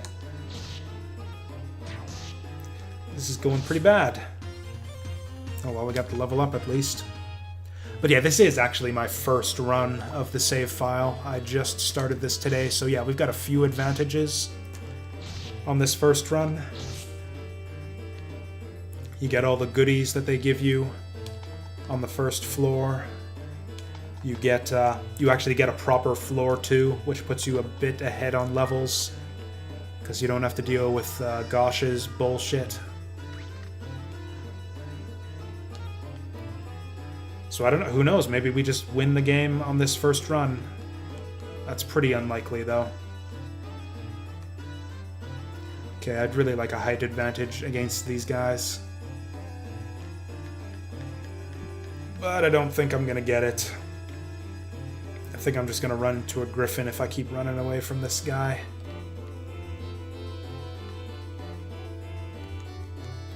Yeah, if I could hatch a familiar here in the tower, that would be great.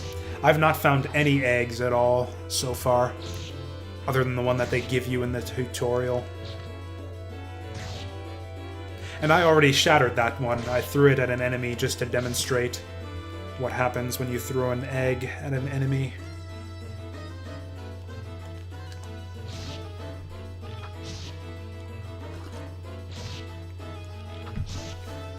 So because there's basically no reason to... Fuck.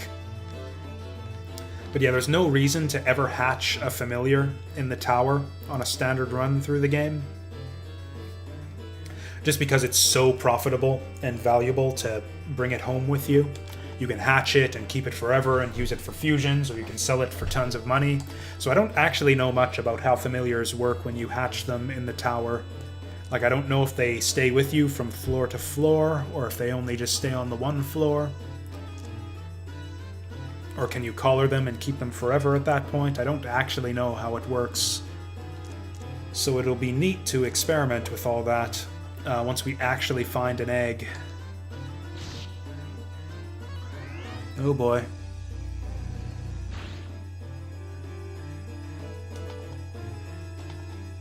think we're gonna fire him.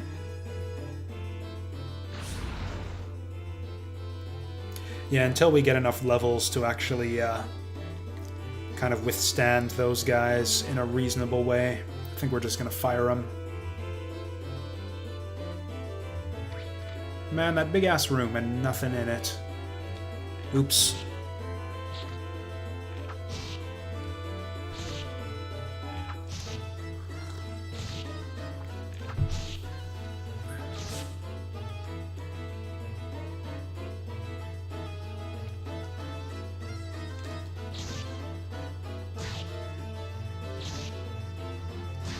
You know, as much as I was talking shit about the tower music a little bit earlier, the floor 10 theme right here is actually one of the better tower variants, I think.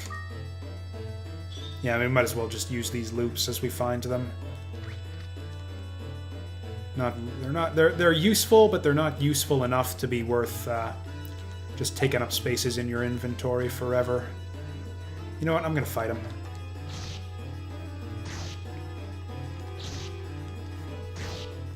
I think it's the 30th floor variant. The floor where you first encounter Beldo is my favorite tower variation, where it just like goes crazy with the drums and shit. Who knows? Maybe we'll make it that far on this run, but probably not.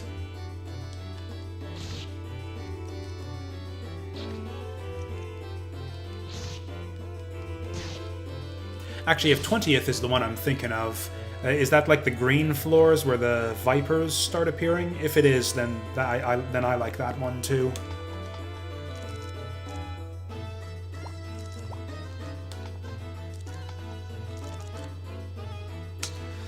Leather shield's no good.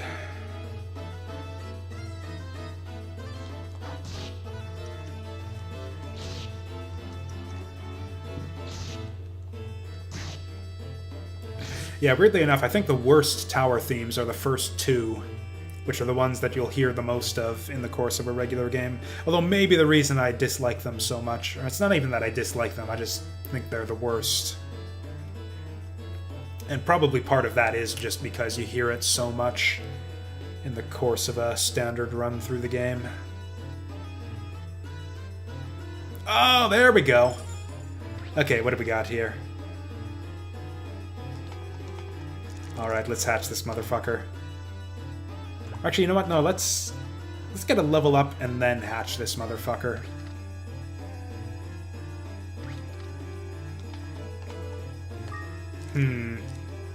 Or you know what? This repel ball is bullshit.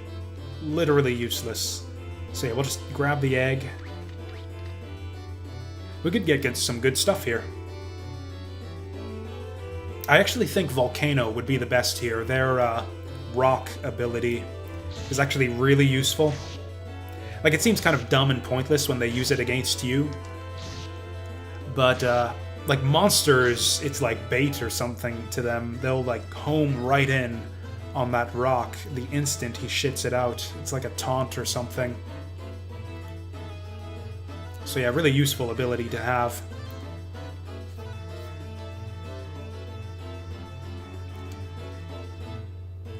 So yeah, I think we're gonna get set up on a hill somewhere.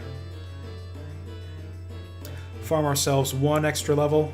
Ooh. Yeah, let's fire him.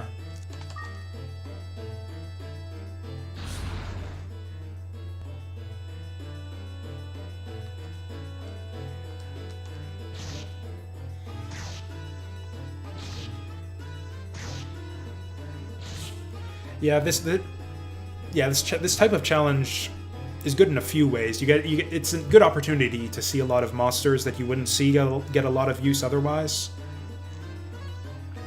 Because yeah, basically every monster you come across, you're gonna get some use out of it. Because yeah, you're just gonna hatch them and use it. Because what else are you gonna do with it? You're not gonna take them back to town because you can't. So yeah.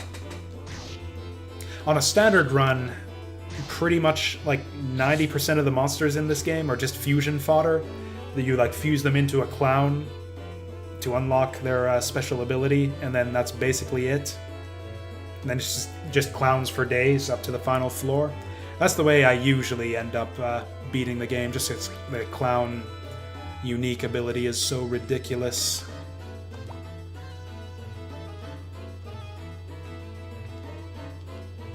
Here, though, we actually have some incentive to experiment with some other stuff. Okay, can I find a hill somewhere? I actually don't think I want to fight that griffin if I can help it. Oops.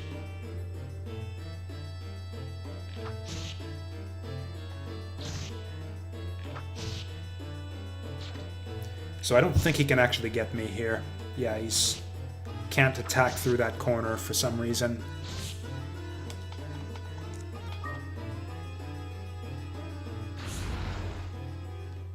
There we go, so there's our level up. Now we're gonna hash this guy, see what we got.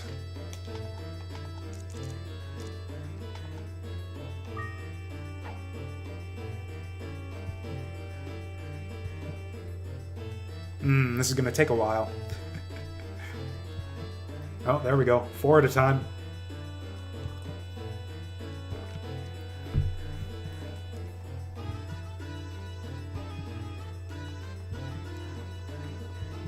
Okay, now we're slowing down a bit.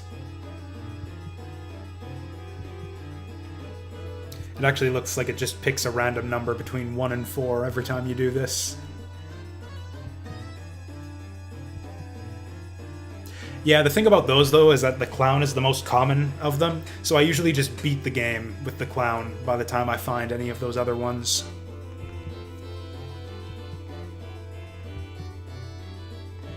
Like, I think I've found a block. Like, I've played this game like probably 20 times at this point.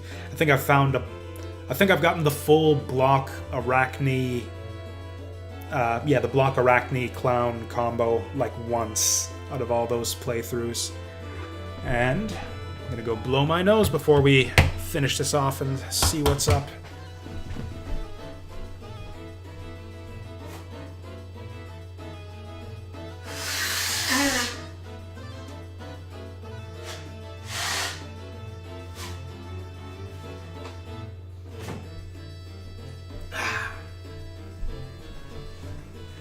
Refreshing. Okay, what do we got? Garuda. Okay. I did not think they could even appear on this floor. Okay, that's interesting. Oh, you know what? Kuhn's taking up space in my fucking inventory. Okay. Oh, hey, yeah, you can return him to town. I did not know you could even do that. Perfect.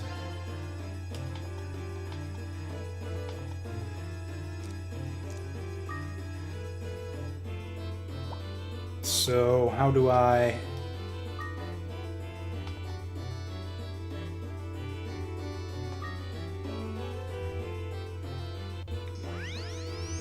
Cool. Now, he's a wind type, which means he's going to be weak to fire, which is like everything on this floor. Also, I can see myself through his face here. So I think I've got my... like the sprites... I forget the setting. There's a setting in the emulator that makes sprites appear correctly. And yeah, it looks like I don't have that configured correctly right now. Anyways, this guy's kind of no good on this floor. So I think maybe we just put him back for now.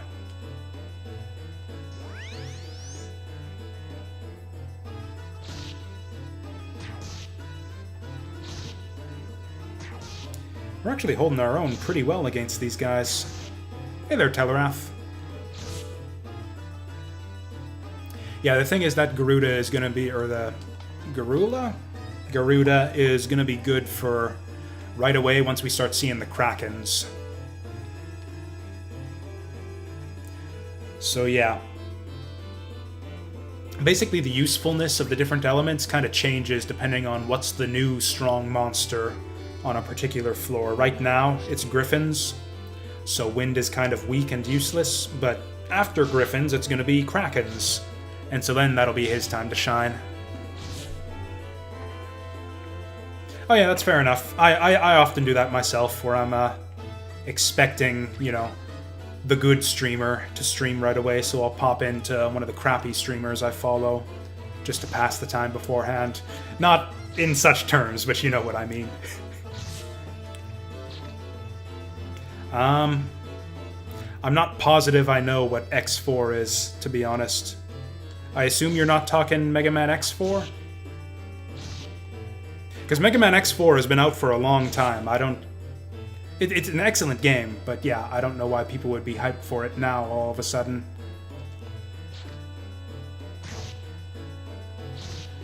Oh, right, those ones. Yes, I do know those, yeah. That series, yeah.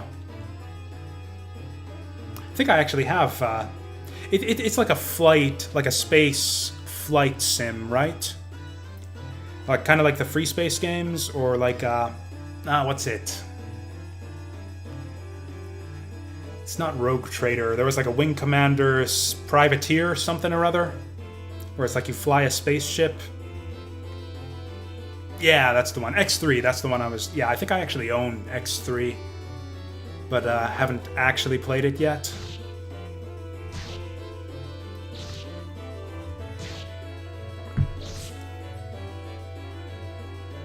Yeah, that is pretty exciting.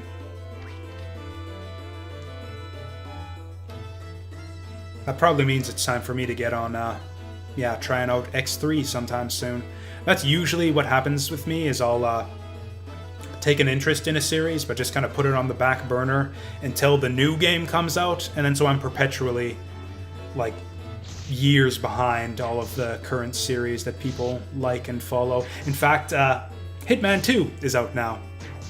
Like, the new Hitman 2, which makes me think it might be time for me to go back and try Hitman 2, like the original Hitman 2, because I was playing through that. I started to play through, what was it called? It wasn't called Hitman 2 back in the day. It was Hitman Codename 47 was the first one, and then I forget what the original Hitman 2 was called. But I tried it out for a bit a while ago when I first got it on GOG. And I liked it a fair bit, I just kind of got distracted from it. So now that the new Hitman 2 is out, maybe it's time to go back and play the old Hitman 2. I did the same thing with Tomb Raider. I went back and played the original Tomb Raider not long after the new Tomb Raider came out. So yeah, it's probably time for me to go and play, like, X2 now that X4 is out. Okay, can I find a hill to grind up on now? Oh yeah, this room right here is pretty decent, actually. Oh, and now that we finally found a decent room, it's gonna crumble. Oh wow, that's a massive difference that the elevation makes. Yeah, I can just crush these griffins.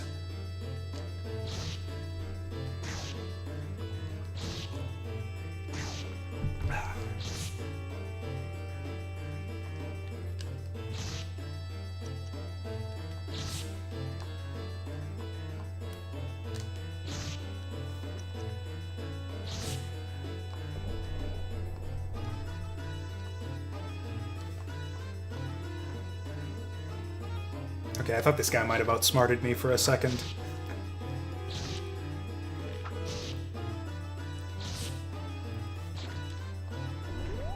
No.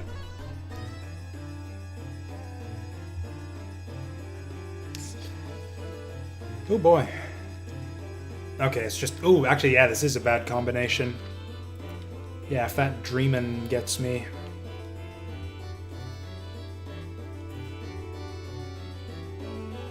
Yeah, I'm not going to bring up Garuda, just because he's going to get destroyed by this volcano guy.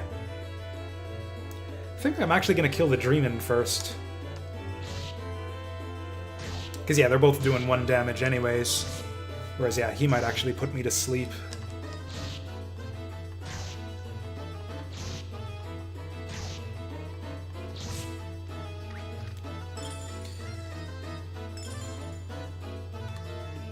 Yeah, I find that's actually often what happens with some game series. It's like, you know, the old engine or whatever gets outdated, so they decide, hey, let's update the technology and stuff.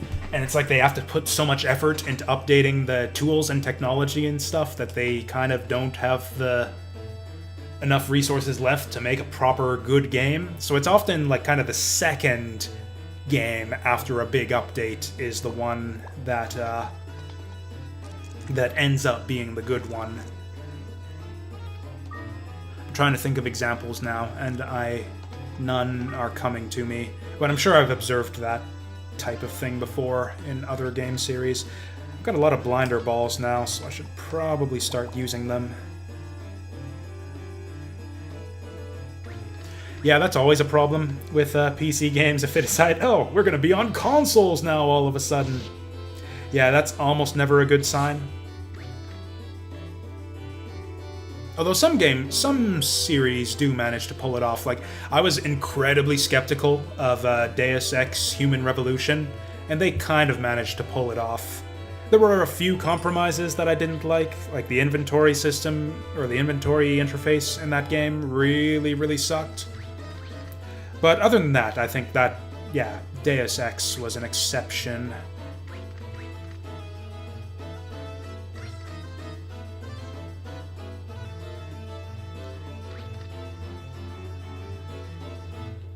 Wind Crystal.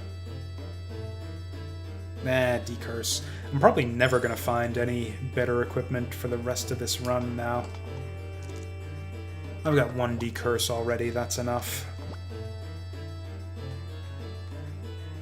Actually, this is a good little hill to...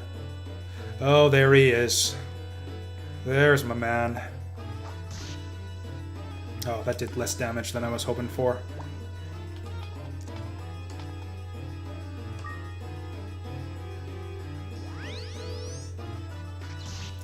What are you doing, Garuda?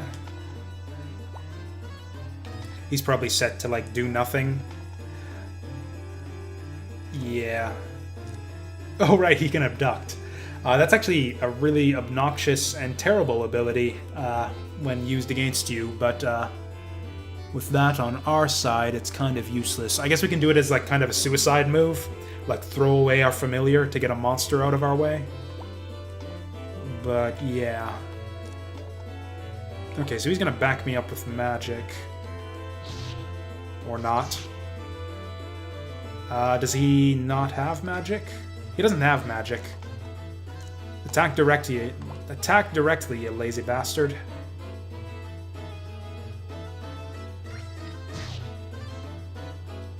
How much damage did that do to him? Fair bit. Now he's got the height advantage, too. Okay, this is going to be a multi-step process here. So we pick him up.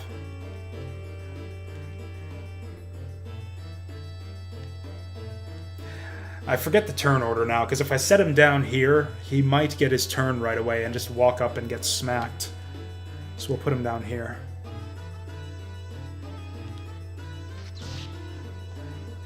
I don't even want to hit this guy, but I'm going to do it.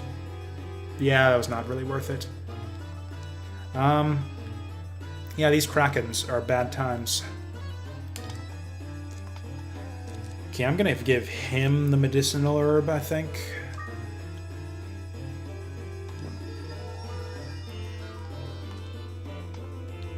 Then I'm gonna put him back in the bag until we fight another Kraken.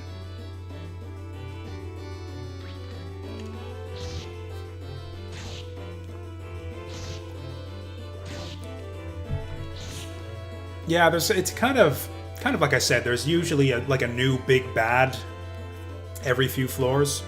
Like, I'd say the first major one is probably the U-boats, actually, on the lower floors. Can be a big pain in the ass to deal with, but yeah, the Kraken, I'd say, is, yeah, the first, like, really big increase. Like, holy shit, this is way tougher to deal with than anything we've encountered before. Oh, yeah, that's fine. Thanks for stopping by, Telerath. And yeah, if you are curious what this was Azure Dreams for the PS1. If you ever wanted to go check it out. We will see you later.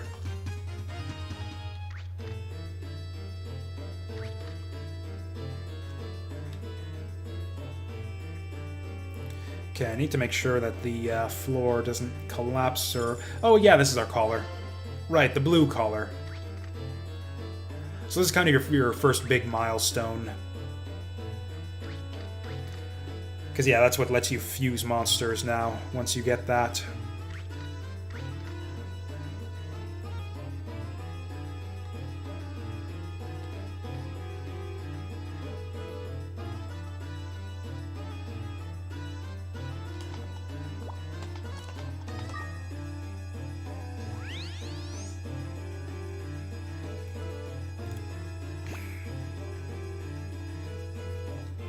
Oops. Oh, I thought it was 2 spaces away. Oh, well. Yeah, let's just hit him.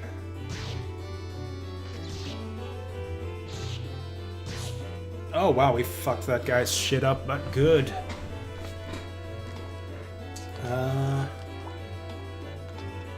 Okay, what is his lineup here? That's not great.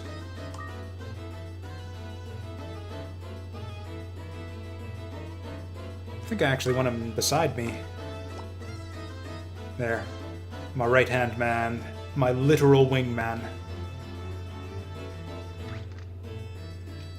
I suppose he's not a literal wingman, he's just kind of a wing bird. Not really any manish components to him whatsoever. Oh yeah, it's just a waste of mana if I have him out like that, though. Oh, except he will recover HP.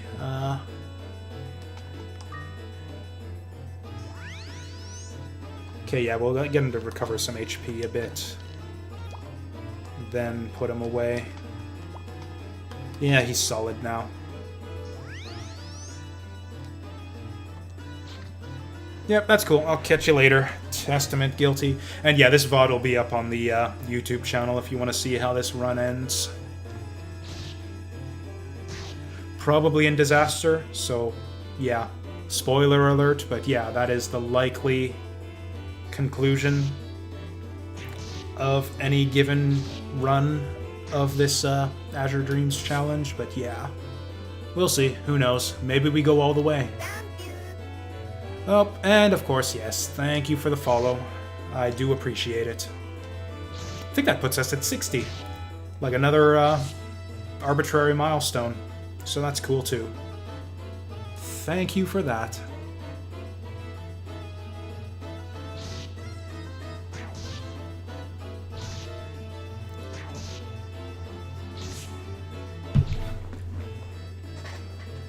Oh.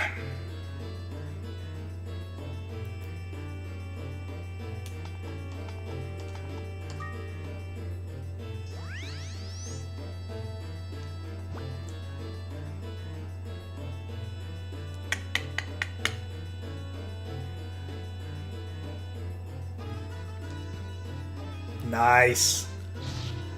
It's perfect positioning right here.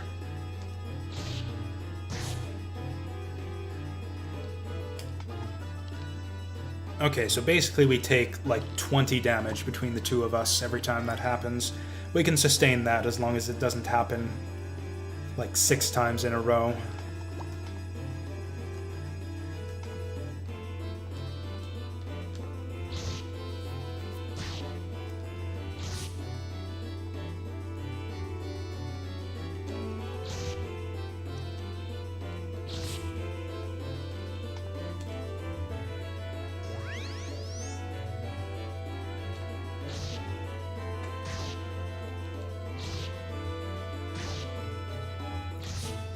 You know, it's been so long since I've done this type of challenge run, but now that I think of it, it's pretty unlikely that we're going to finish a single run in one sitting. Like, given how thoroughly we're clearing out these floors and everything, we might end up having to do a save and quit by the time I'm done here. Which will be fine, you know, we'll just carry on next time, which will probably be tomorrow. Like, yeah, the whole drop in stream frequency lately, or rather just the drop in any streams whatsoever lately, isn't, or at least ideally shouldn't be, like a new tendency or anything, or like a new thing that's going to happen is less streams or anything. The main reason I haven't been streaming lately is because I have been sick.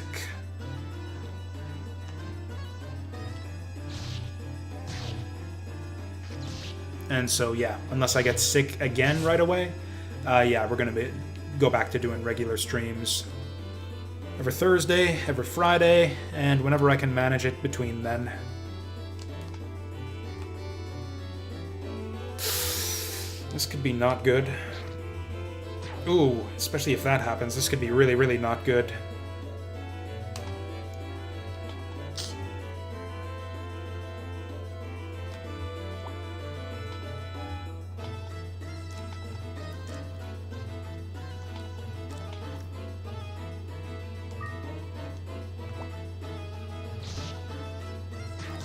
Yeah, that's kind of what I was afraid of.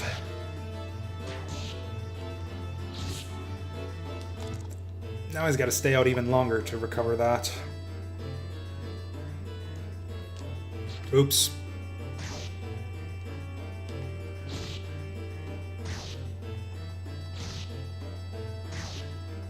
Oh, I do still have a pita fruit, though. You know, I think I might be able to take him at this point. One more hit, and then we get started on the next one.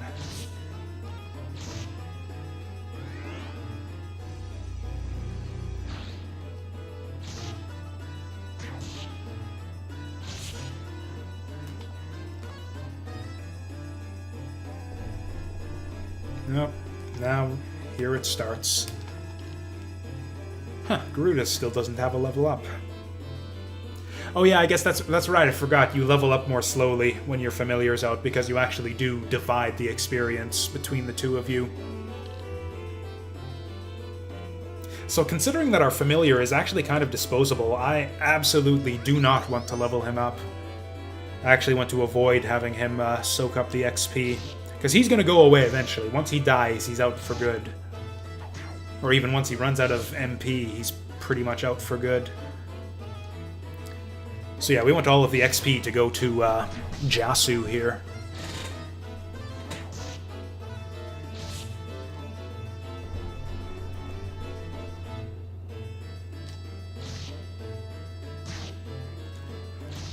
Yeah, Garuda was a good find. He'll serve his purpose to basically carry us through the Kraken floors, and hopefully we'll find another egg before we get to, what's after Krakens? What's the next big damn thing?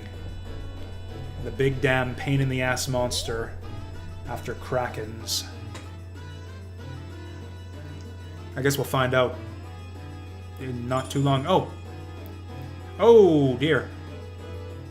Yeah, I was a bit slow on the draw there. Wow, what a difference the elevation makes. This guy's actually kind of kicking my ass now. Yeah, we can't really afford to do too many more of those. Basically just kind of dancing around there to make sure he doesn't have a line on me to do his magic spell. We haven't seen him do it yet, but he can cast that that rise spell from a range. You piece of shit.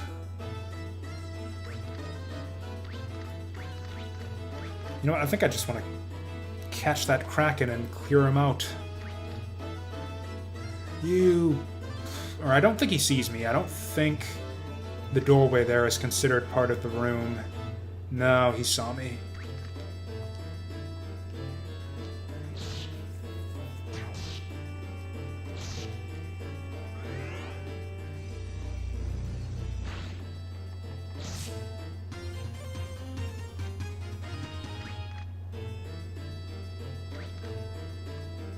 Something good? Nope.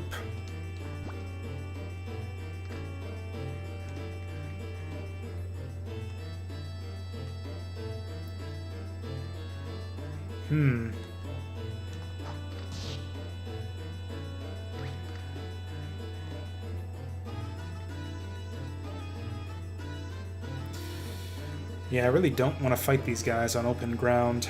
There we go.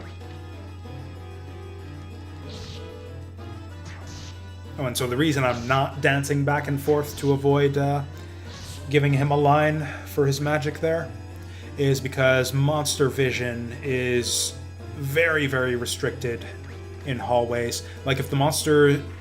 Basically, monster vision kind of works the same way your map vision works. Like, if you see the way I'm revealing squares on the map as I go along, that's basically how far the monsters can see in the hallways, is one square ahead of you.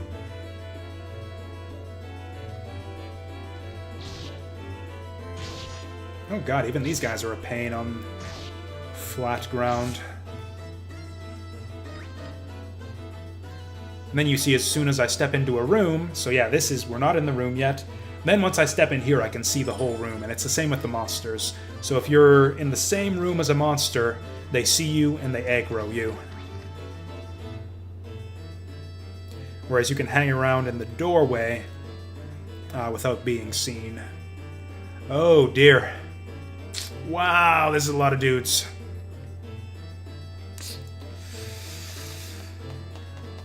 More dudes, more problems. What do we do?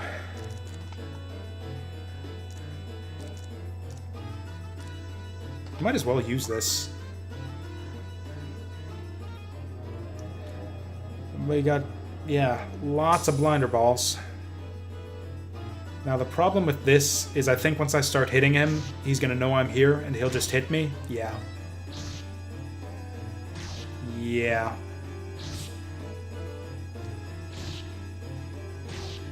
Oh, looks like the other guys went in different directions though. That's good. Oh, okay. The Kraken's still going to be a problem.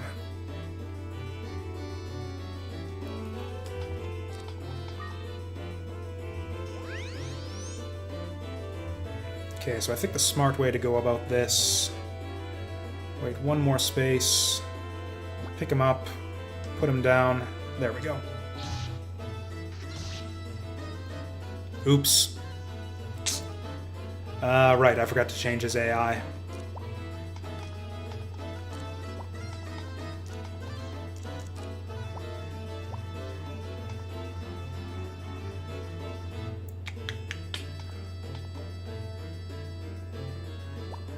Keep hitting the wrong button to change his AI. Back right. So I think he's just going to go back and forth trying to get to the back right, so he'll pop up back in the front in a second. No height advantage here either, which sucks.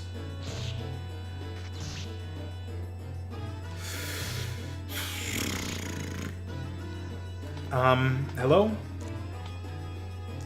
Oh, he still doesn't want to attack directly. I think I'm just going to swap him in, and if he dies, he dies.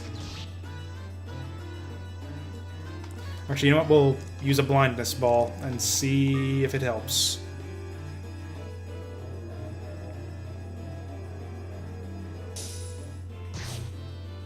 Perfect.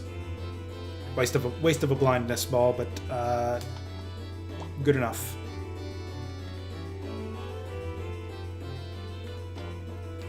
We'll keep him out till he heals back to full. Oops.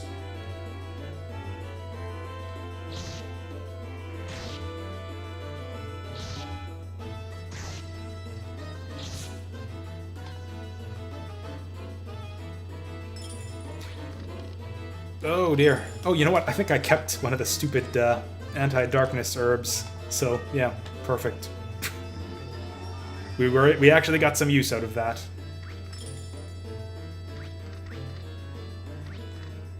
Hello. Oops. Oh, you know what? He's fine. Oh yeah, he's kicking some ass.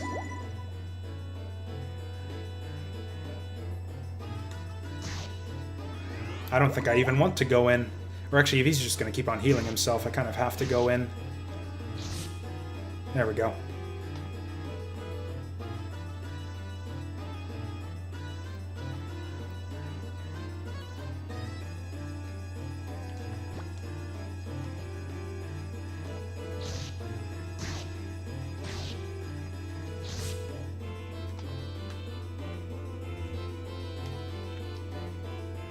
Man, at this rate, the dungeon's gonna collapse by the time I explore all the rooms. You just know that you missed an egg whenever that happens. It's like, oh, missed a room? There is an egg in that room. I can guarantee it. There's no way to confirm it, but you can still guarantee it, just because that's the way luck works. Well, he can't see me, so yeah, we'll just do it like this. Uh-oh. Uh-oh. Uh-oh! Okay! That was a lot more damage than I was expecting out of that. Like, I figured, you know, maybe he takes a chunk of damage there.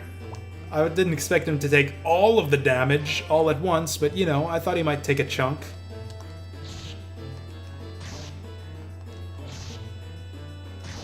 Like, maybe 20 damage? Okay, so now we can't deal with Krakens anymore. Thankfully, the Krakens seem to have subsided. I think we've moved on to Newells now. You know, ironically enough, I think Garuda is going to be our next big problem monster on the upcoming floors. Although not so much anymore. The reason Garudas are really irritating to deal with on regular runs is because they can abduct your familiar. But yeah, if you're just soloing it, then they can't really do much to you. Other than, you know, some damage.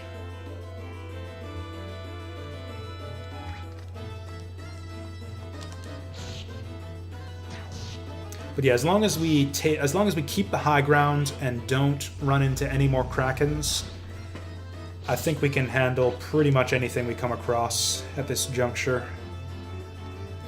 Except these guys. We haven't really fought these guys in a straight-up fight just yet, so I guess we'll see. Okay. What's the Newell got?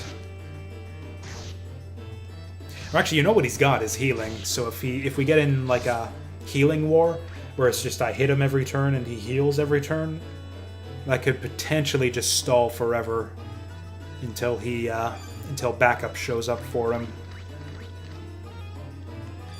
Oh, hey, this is awesome. Yeah, this is basically ideal right here.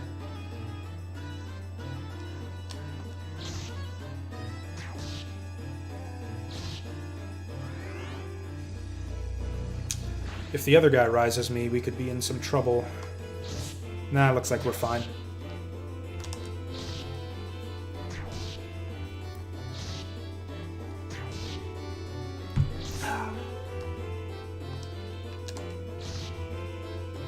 Yeah, if anything, Griffin is now like the troll of this floor. Just like an easy monster that we can... Like the monster you want to see, you know? The one that you can grind some easy XP off of.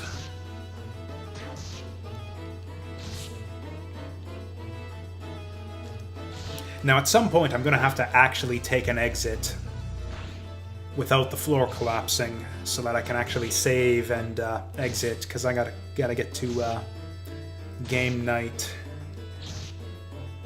in like half an hour. Although who knows, maybe we just die and lose this run before then. We'll see. We'll see what we need in half an hour.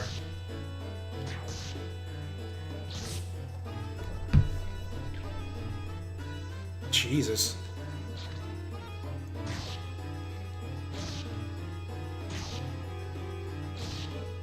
Oh boy. Oh boy. You know, I think I played that wrong. I think I should have immediately switched to the Griffin when he showed up.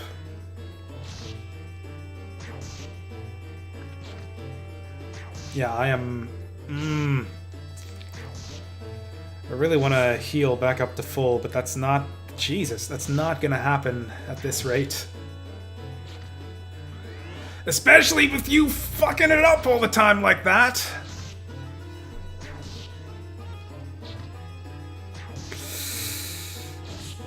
I realized that I...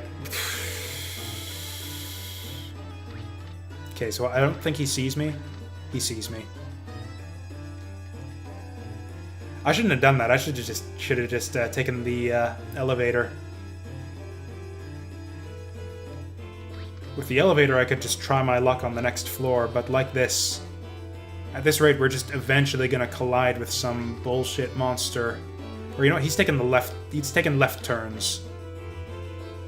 Is he going the other way? No.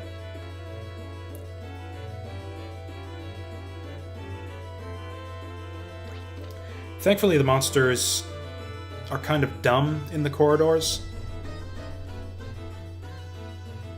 Like, they don't travel efficiently, so if you cut corners... Fuck.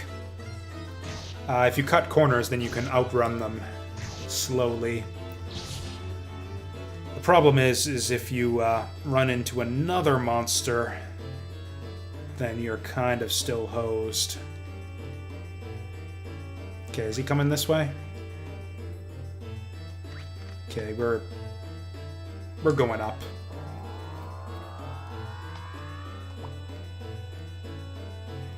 Okay.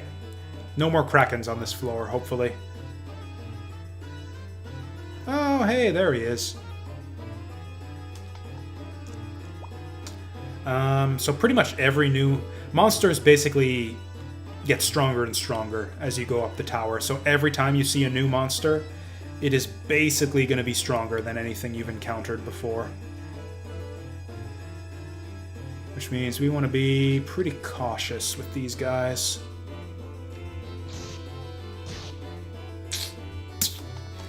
You know what? Let's be really, really cautious with these guys.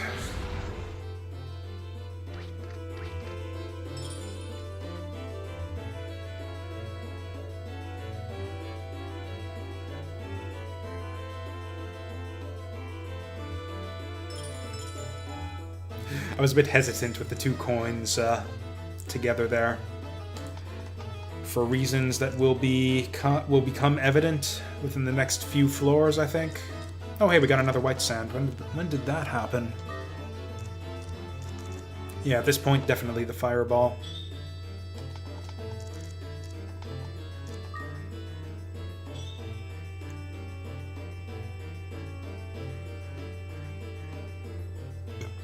Man, this is another huge floor. Okay, so what we want to see here are mules and, yeah, oh, no, not trolls. Oh, that's right, we got the Shodal trolls now.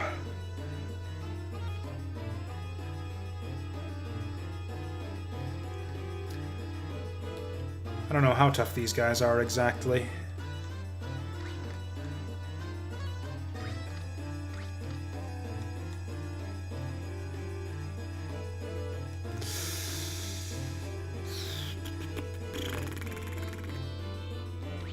You know what? I'm gonna fight him. We'll see how this goes.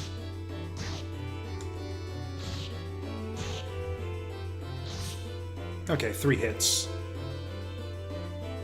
So as long as we get a height advantage and first strike, we take like 30 damage. Fucking Krakens! Or you know what? I think... Okay, let's get cheeky here.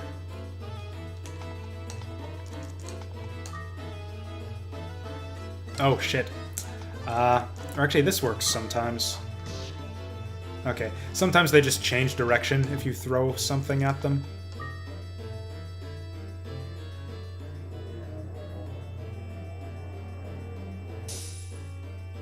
See ya.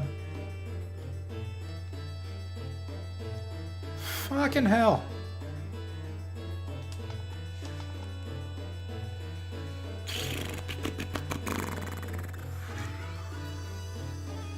What do we do? What do we do? What do we do?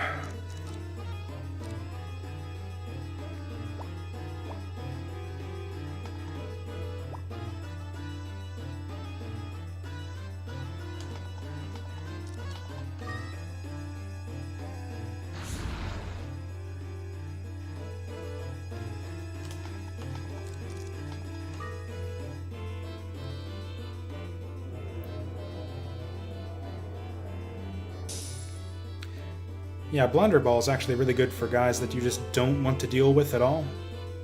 You know what, I think it might be worth giving the troll first strike here, just to maintain the height advantage.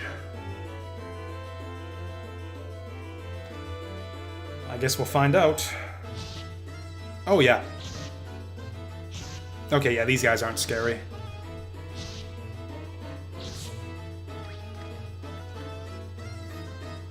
They probably would be if we didn't have a height advantage, but yeah. Yeah, basically if you're going to exchange like more than 3 hits with an enemy, it's usually worth giving up first strike to get the height advantage.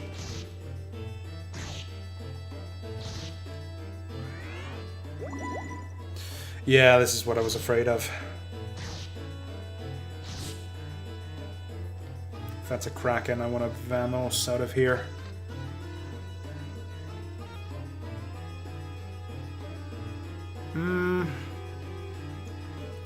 I don't know if I want to fight 2 of them, though. Certainly not in a room where both of them are going to aggro on me. Oh, shit. Oh, shit.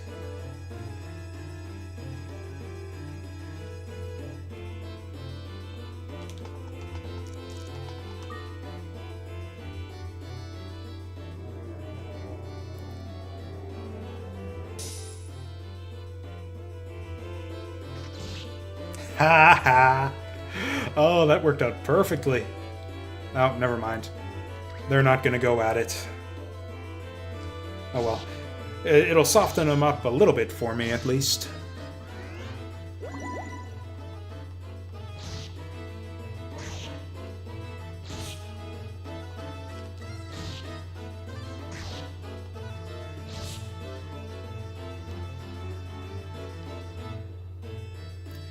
Yeah, the problem with not killing the Krakens is that it's like we're killing all the monsters that aren't Krakens and letting all the Krakens go. At this rate, there'll just be nothing left but Krakens on the entire floor. And that's gonna be a spooky time.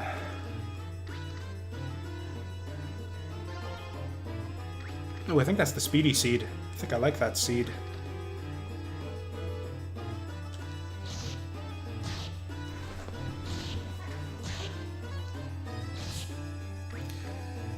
So yeah, we can kind of afford to fight those guys. The problem is that misses are extremely costly in those Garuda fights. Like, if we miss him, we're kind of maybe dead. Oh, this is permanent. I think we just eat this right now. Oops. That was a costly mistake right there. I don't know, maybe we just fight this guy?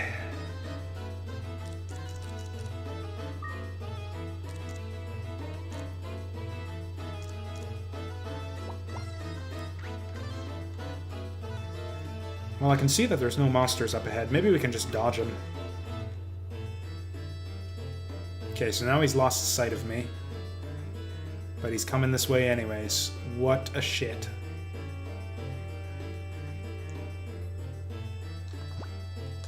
Thankfully, these guys are liftable. Forgot about that, so that's handy.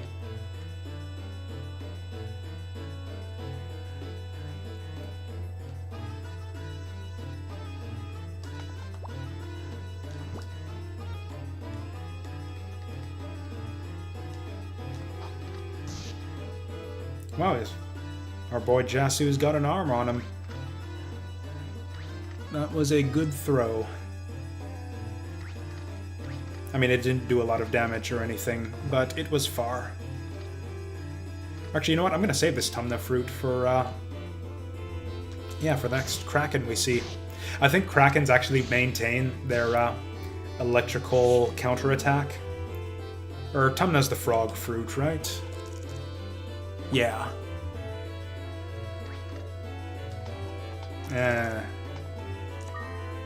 The most useless of loops, right here.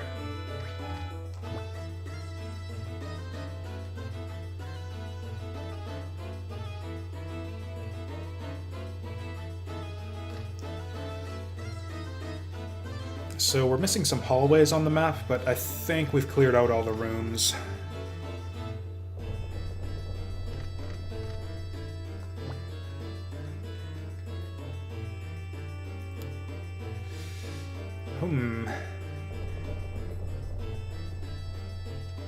I think I might actually want to just go on the offensive and frog this guy.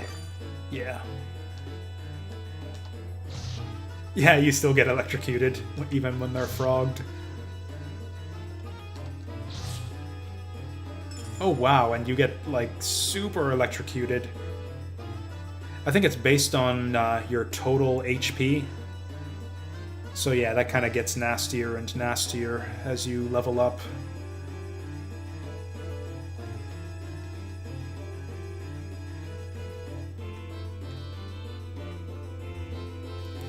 I would like to... Oh boy. Oh, I should have known he was going to turn left there.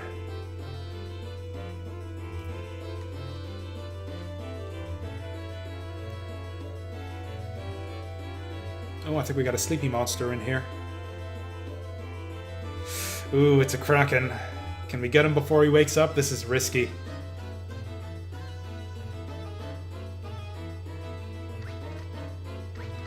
Oh, we got him. We got the drop on him.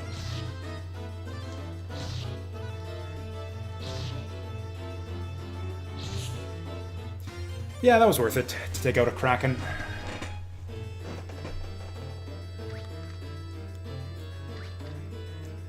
This is a bad floor for farming, though.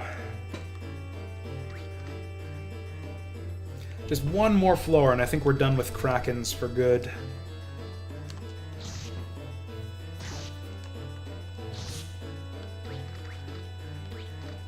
I think we got like Manovas coming up right away or something.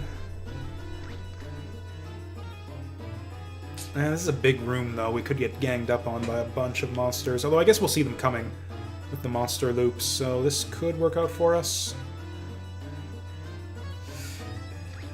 Fucking bastard.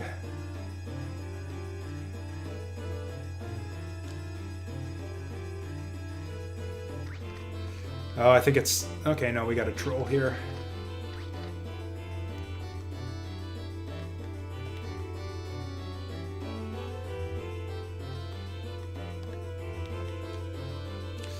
I don't know, can I take a troll on flat ground? I think I might be able to.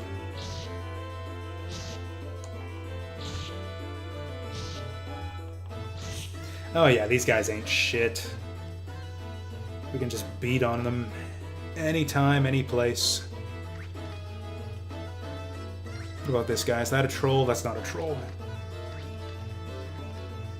Yeah, I think we just go troll hunting now. It's the single best enemy for grinding up on for this floor.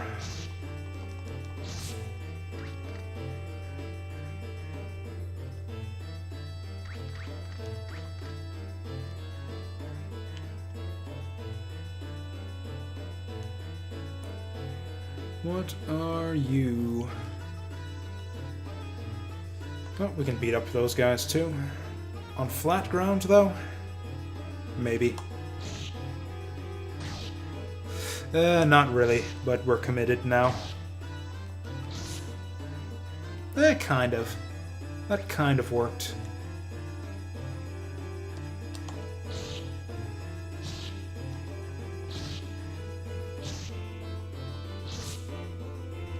Oh hey, we got another one of these single square platforms. Oh, and of course the frickin' Kraken's gotta ruin it. You know what, I think we just, you know, we're never gonna see him again. This will be our final boss fight with the Kraken. How do we stand? How do we fare against the Kraken? Mono a mono.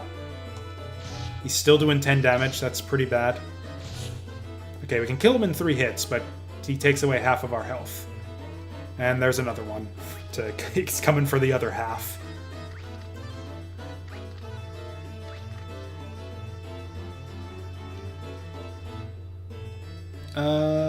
Yeah, that's another Kraken. Oh god, they're pissed off. That was their buddy that I just massacred there, and they're coming for revenge. I think that's the first time I'd even attempted to stand-up fight a Kraken back there. And even this late, with this many more levels since we started encountering these guys, they're still pretty bad news. Okay, if this guy heal stalls me, we're gonna be in some trouble.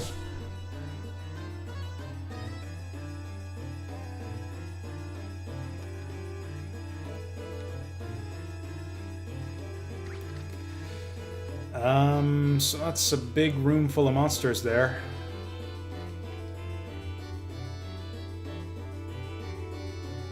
They seem to be like stuck in some kind of AI loop, so oh boy.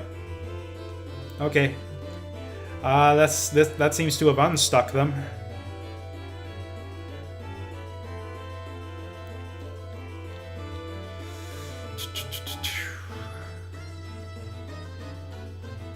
I really wish I could see what's over in that direction.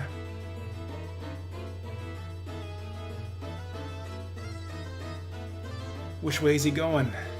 I think he's coming this way. I think I saw him go this way. Nope. I made the wrong guess there. Go the other way.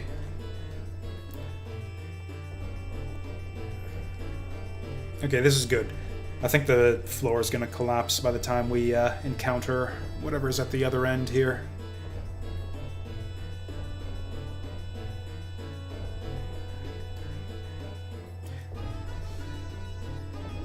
Oh, thank goodness. 2 more turns, and that would have gotten pretty dicey. And hey, there's floor 15.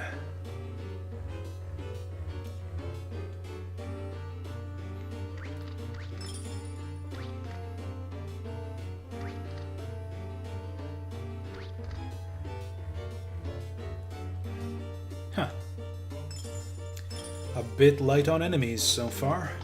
Oh, familiar bell. Literally useless.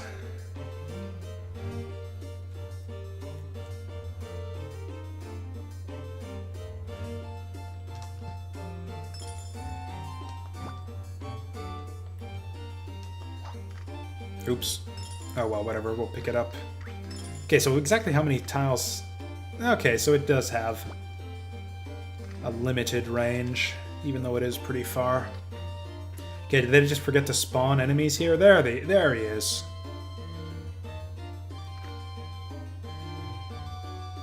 Oh, he just gave up on me? What a lazy Garuda.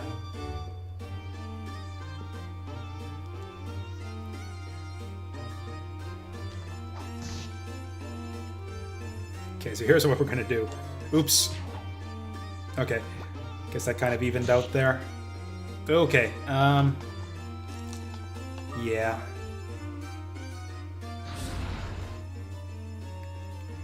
That was my bad. So what I wanted to do was throw him onto the other side, because we got two kind of little staircases here. I wanted to throw him down there so I could bait him back up and get the height advantage. Son of a bitch! Oh, I'm not going to get the height advantage anymore. Yeah, it's risky to try to throw these guys.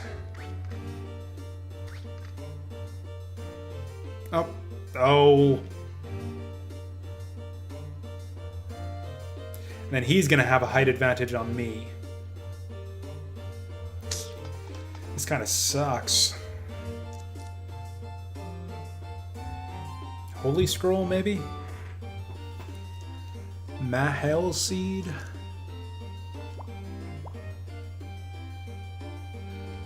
I mean, I don't want to give this guy the height advantage, so yeah, I think we do Mahel Seed.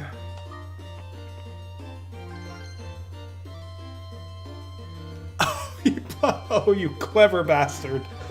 He blocked it off. Okay. That's fine, I've got 2 turns to his 1, so we'll be fine. Okay, so he gets first strike. But he'll only get 1 more. Okay. Managed to get our way out of that. Oops.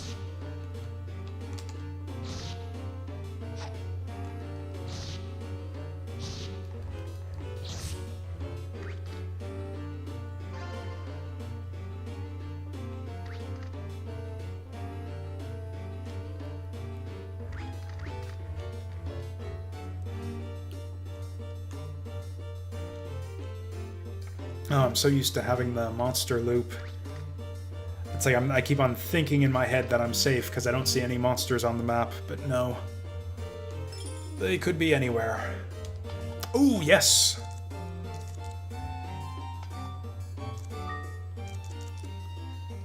I actually don't know how useful that is anymore. Now that we're out of Kraken Town.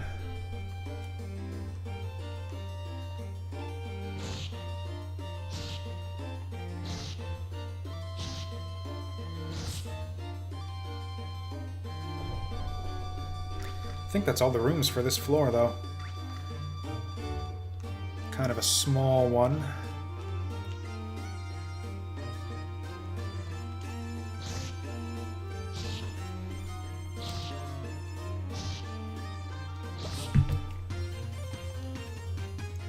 Yeah, Garuda's kind of obsolete now. Basically, yeah, I want to use him for Newells and maybe for other Garudas.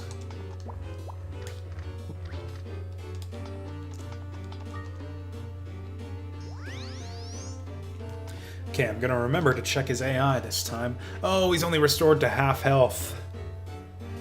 So he could maybe die just right away here? Okay, attack directly is still good.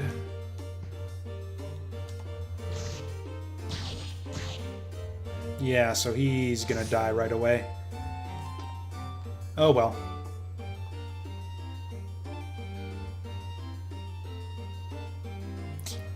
Fucking hell, Garuda.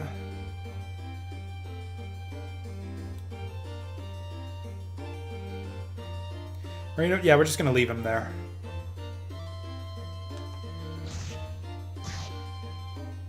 Unless he wants to be stupid. Yeah, he's gonna die in one hit. Fuck him if that's how he wants to go. Oh, never mind. Good job, buddy.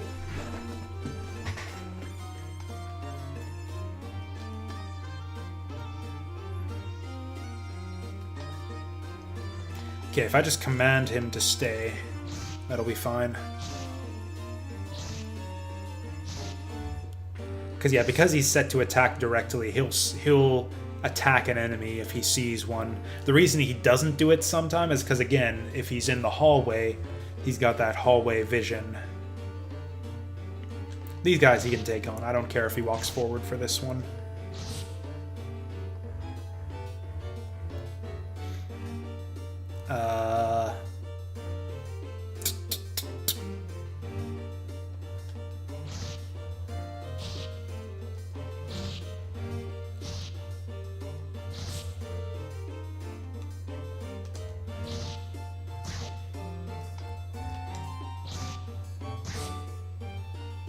Okay, so far so good.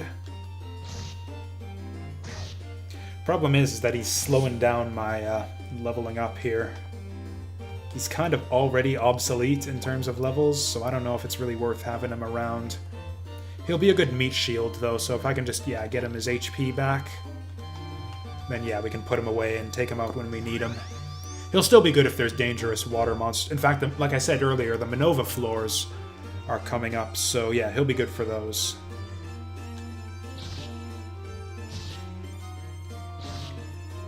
Basically, anytime we see two sets of copper coins next to each other, we can throw him at them.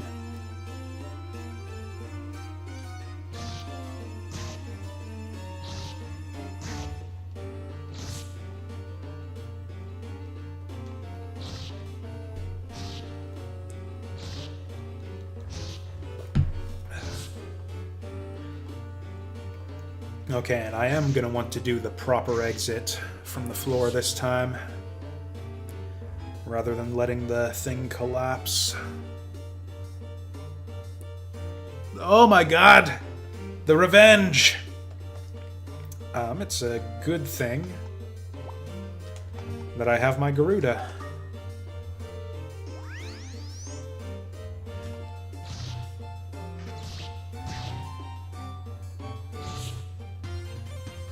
Hey, good for you, Garuda. Bad for you, Garuda. Do not stand there.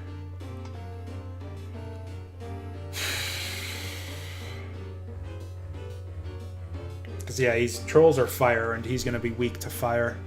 I don't think he's going to get one-shot, but he could be one-shotted. I'm just going to pull him back. I don't care if the troll gets a free attack. I'm willing to take 3 damage so that my familiar doesn't have to take 30.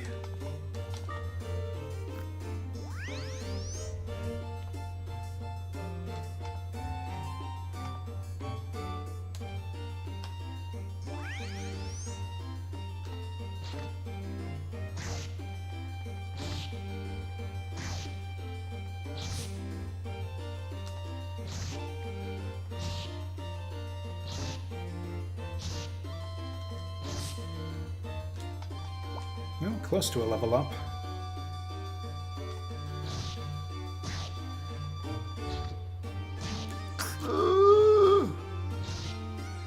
Yeah, that's super bad when we miss against those guys.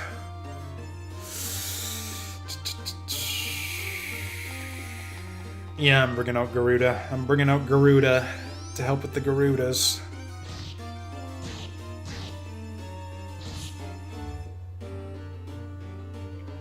You fucking assholes. Okay, we're gonna have to pack her in after this one, I think. Okay, we'll stall for a little bit.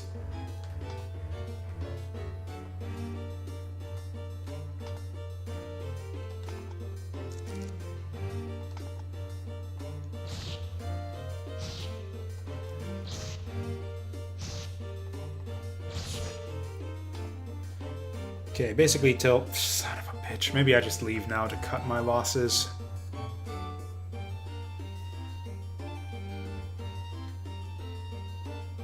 Because, yeah, we are not gaining HP in the long run by sitting here.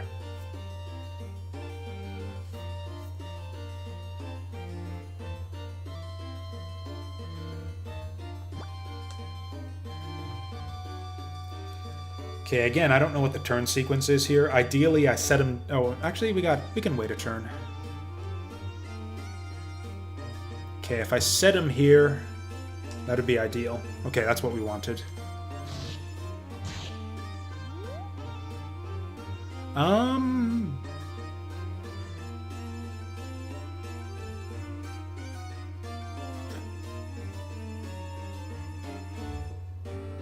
I guess we just exit then to save him.